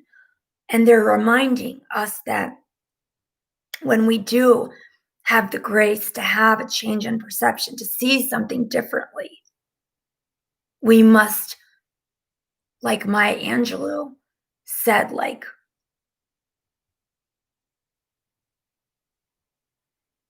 is Maya Angelou dead? Does anyone know? That's a very strange question. Are you sure? Are you sure? For real? Because she's standing right here. And I'm asking that because that doesn't mean anything, which I know sounds weird. She's right here in my living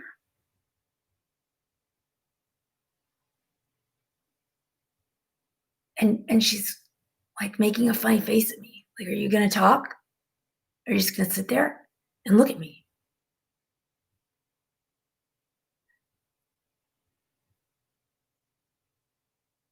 Okay. She's like, okay. She's like, are we ready?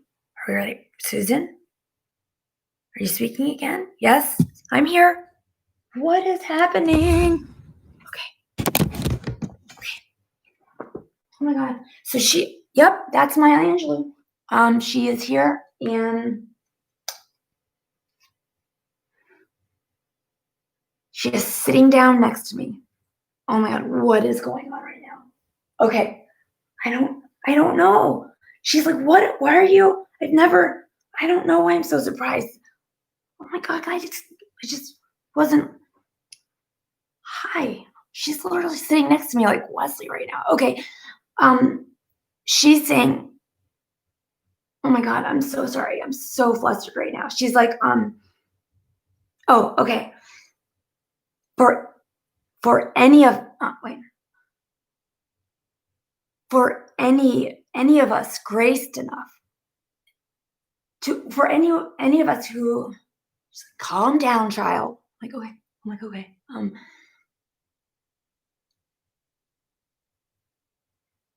It is a divine gift anytime that we are able to see something in a different way. And she's flashing my kitchen lights. And she just actually zoomed a rainbow. Did you guys see that? She zoomed a rainbow. I guess it was her. I don't know. I'm sure you can sit here and zoom rainbow. Maybe that wasn't her. I don't know. She's telling me to focus. She's saying, when a human being experiences a change of heart or a change of view or a change of perception, when a human being softens themselves, opens themselves enough to change at all, ever, do not, oh my God, do not ever attribute that to anything less than a pure and miraculous act of divinity. Okay, she's sitting like me. She's sitting like me. I'm sitting like this. She's sitting like me. She's sitting like me. I don't know what's happening right now. I don't even know what to say. Draw a card. That's what she's saying. She's sitting. I don't even know what's happening right now. This is so crazy.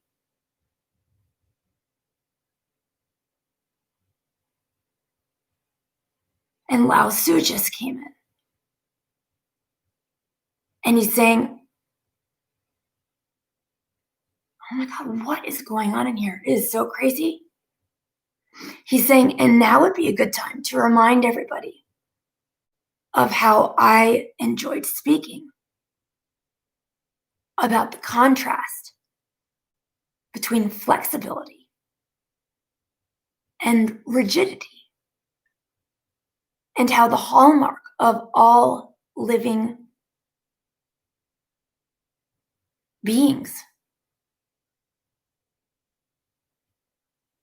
the hallmark of all life,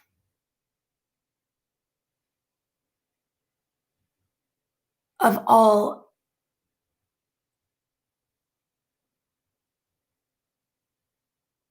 sentient energies,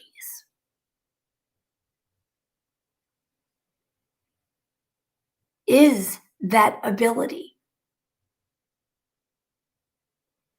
to shift emotionally.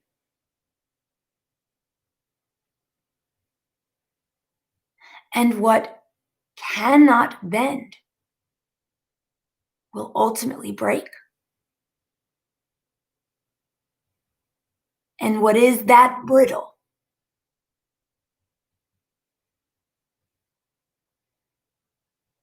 is likely already passed away. Okay. I'm putting like a cake dome over me because it's like almost 2 hours. I don't know what's happening. I thought I was going to go on air. I thought I was going to get on for like a half hour. It's been 2 hours. I'm having like a disco party in here. So let me pull the card. This is so insane. I don't even want to know what time it is. I literally don't. My Angelou is telling me, shuffle once more. I don't even know what's happening here tonight. This is like, I feel like it's like Mardi Gras in here. It must be because my tower was really big that fell.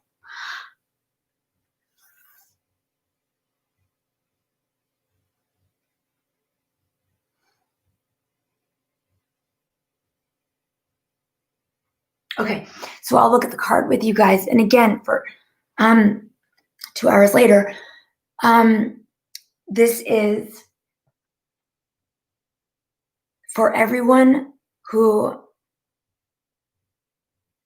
is experiencing some kind of suffering due to a relationship or circumstance that actually connects back to that primal level, those primal level incorrect core beliefs that we form as children without realizing, that kind of suffering. For anyone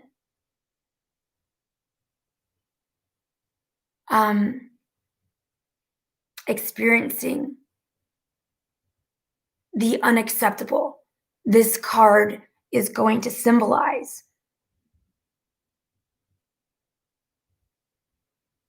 our highest and best. I don't know.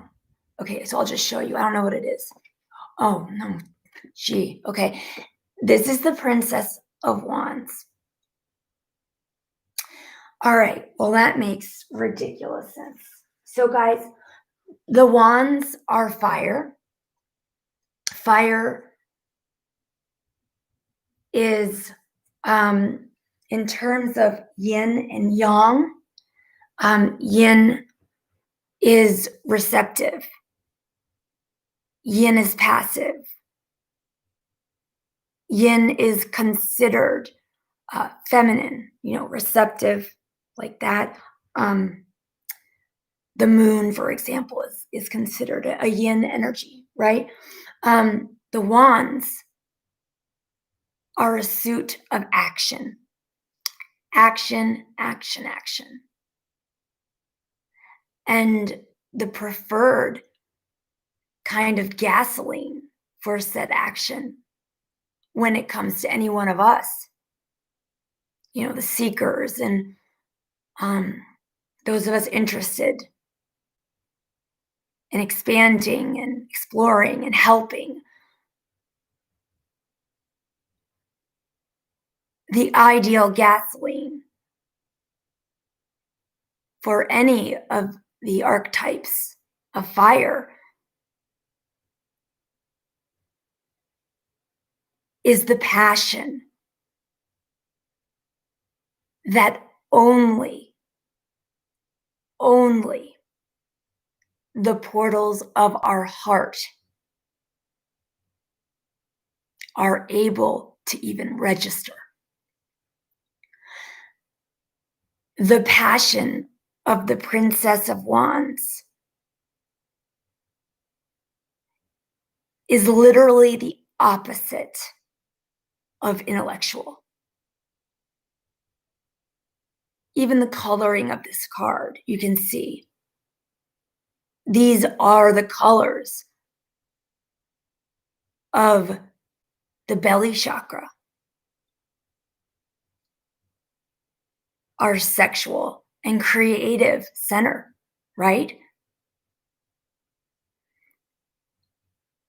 and of our sun chakra. The sun also being a very a very yang energy, very masculine. Think about the rays of the sun penetrating. The coloring of this card is showing us that the fuel needed to walk this path that can feel, but isn't really, but can feel scary or painful.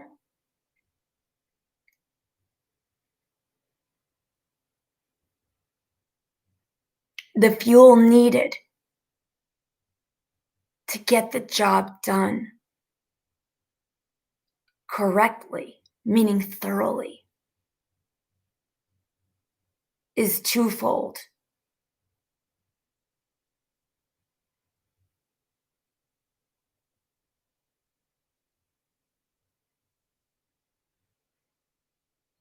It must come, meaning you must allow yourself to receive, and better yet, ask for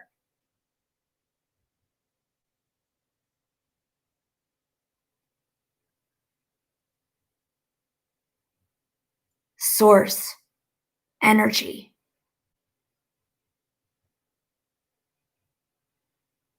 to cleanse away what does not serve, to clarify and guide. And the fuel must also come from your own personal courage within. The Princess of Wands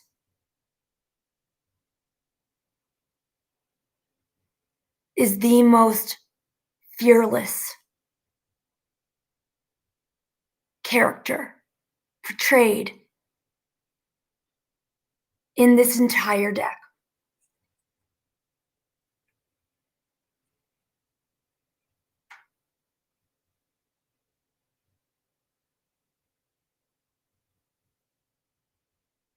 Oh my God, I always get that card.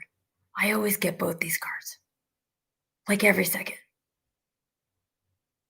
So this is the Three of Wands virtue, which honestly is how we summon the inner courage to do this. Walking through the unacceptable, coming out the other side, calling its bluff to see that we are still well and alive, literally requires 100% authenticity. If you do it any other way, if it's done for anyone else,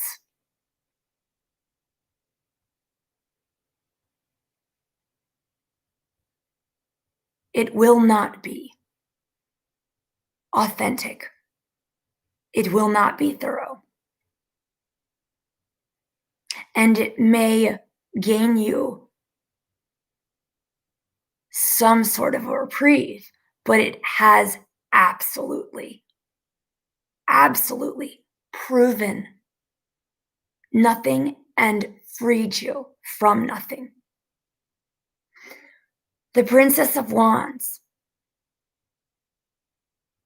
is able to summon courage enough to keep walking,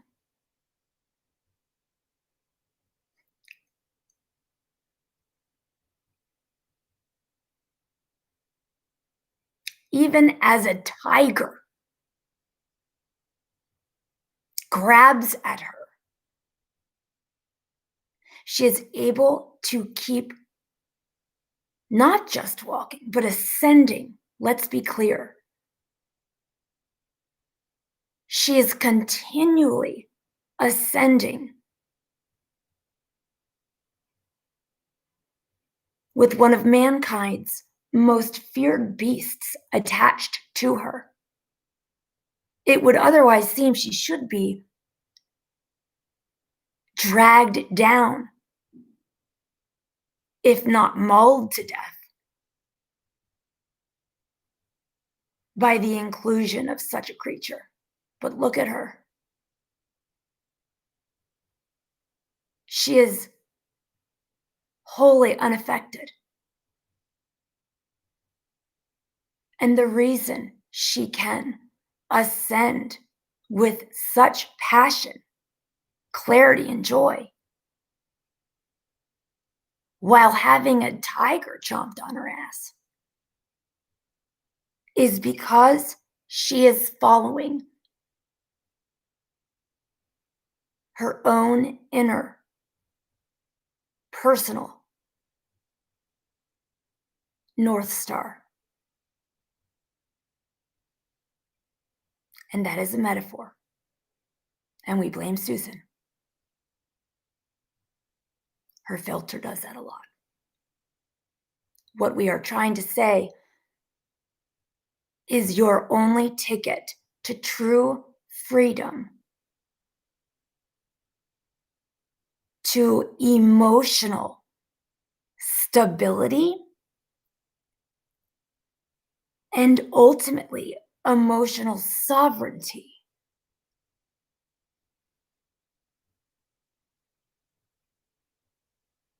is to always act in accordance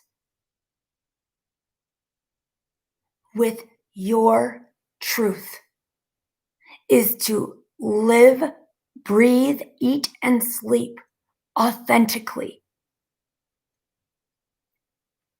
Obviously, while playing courteously in the sandbox. But if you want what she has, you must go as she goes. Strip off all your outer garments.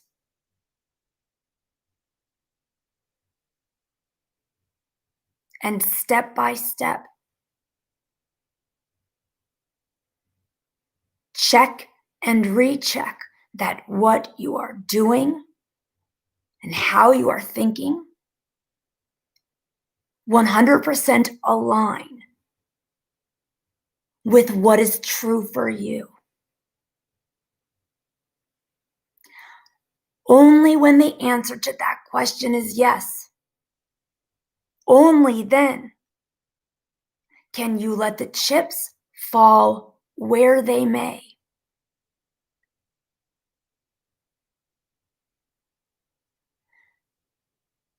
And find, yes, the smoke is swirling, but I am remarkably unharmed and unsullied, sitting peaceably within my own body,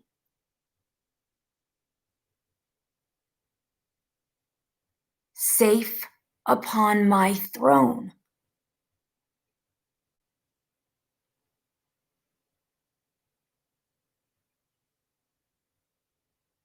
Of genuine authenticity.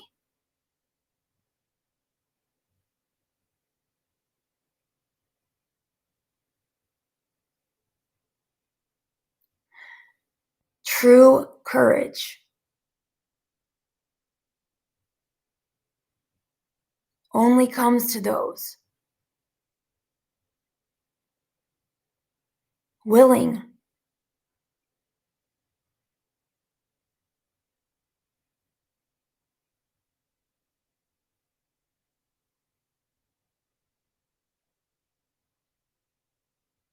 to journey without armor,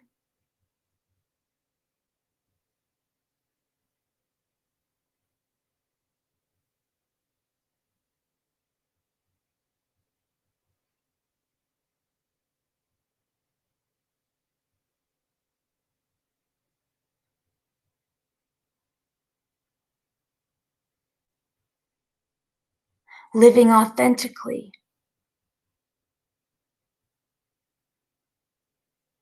and thereby knowing that wherever you go, if you are living this way, you are indeed home. No matter what or who is swirling around you. You are meant to be sovereign beings at home, peaceably, within yourselves. And this is where her undaunted courage is to continue ascending.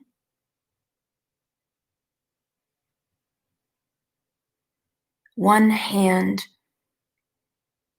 wrapped around a glowing and gorgeous wand of the sun, and the other casually dragging a tiger by its tail.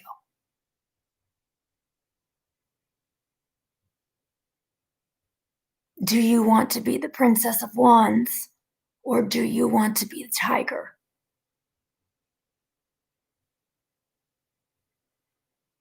Susan has practiced this for 20 years. And just this afternoon was blessed enough to see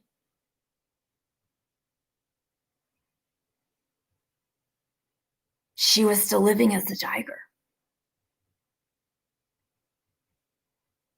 Blind spots are a natural occurrence when attempting self-reflection. And we encourage all of you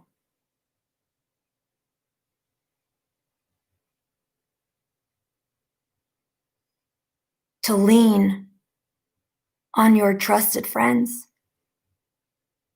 and always, all the time, each minute of the day, if you like, constantly ask for our participation and inspiration. As Susan mentioned earlier,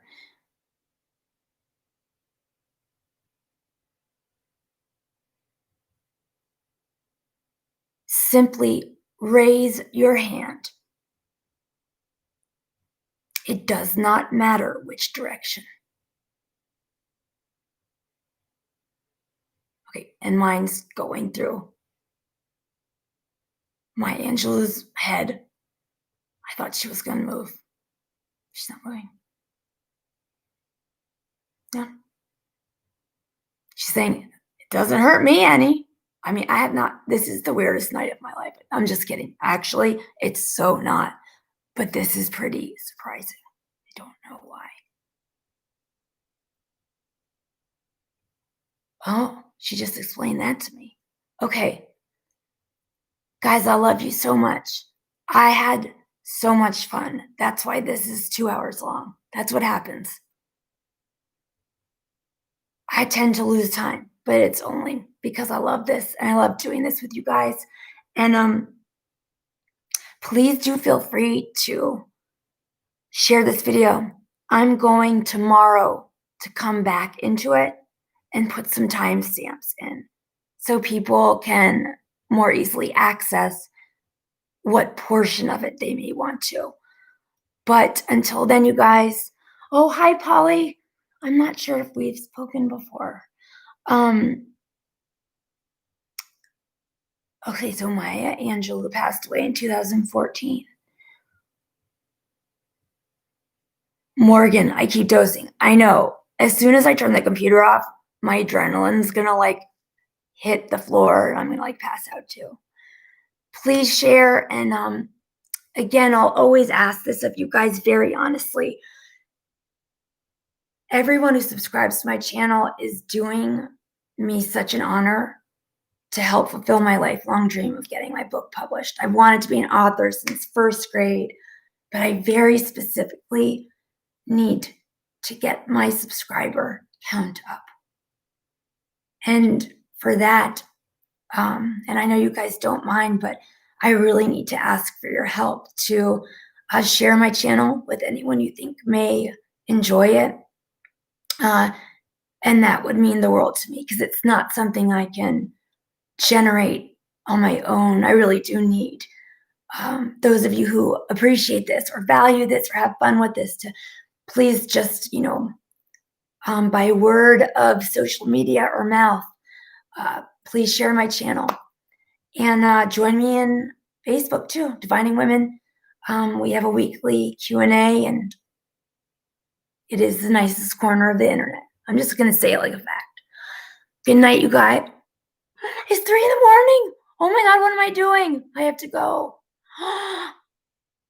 Okay. Good night, guys. Thank you. I love you guys.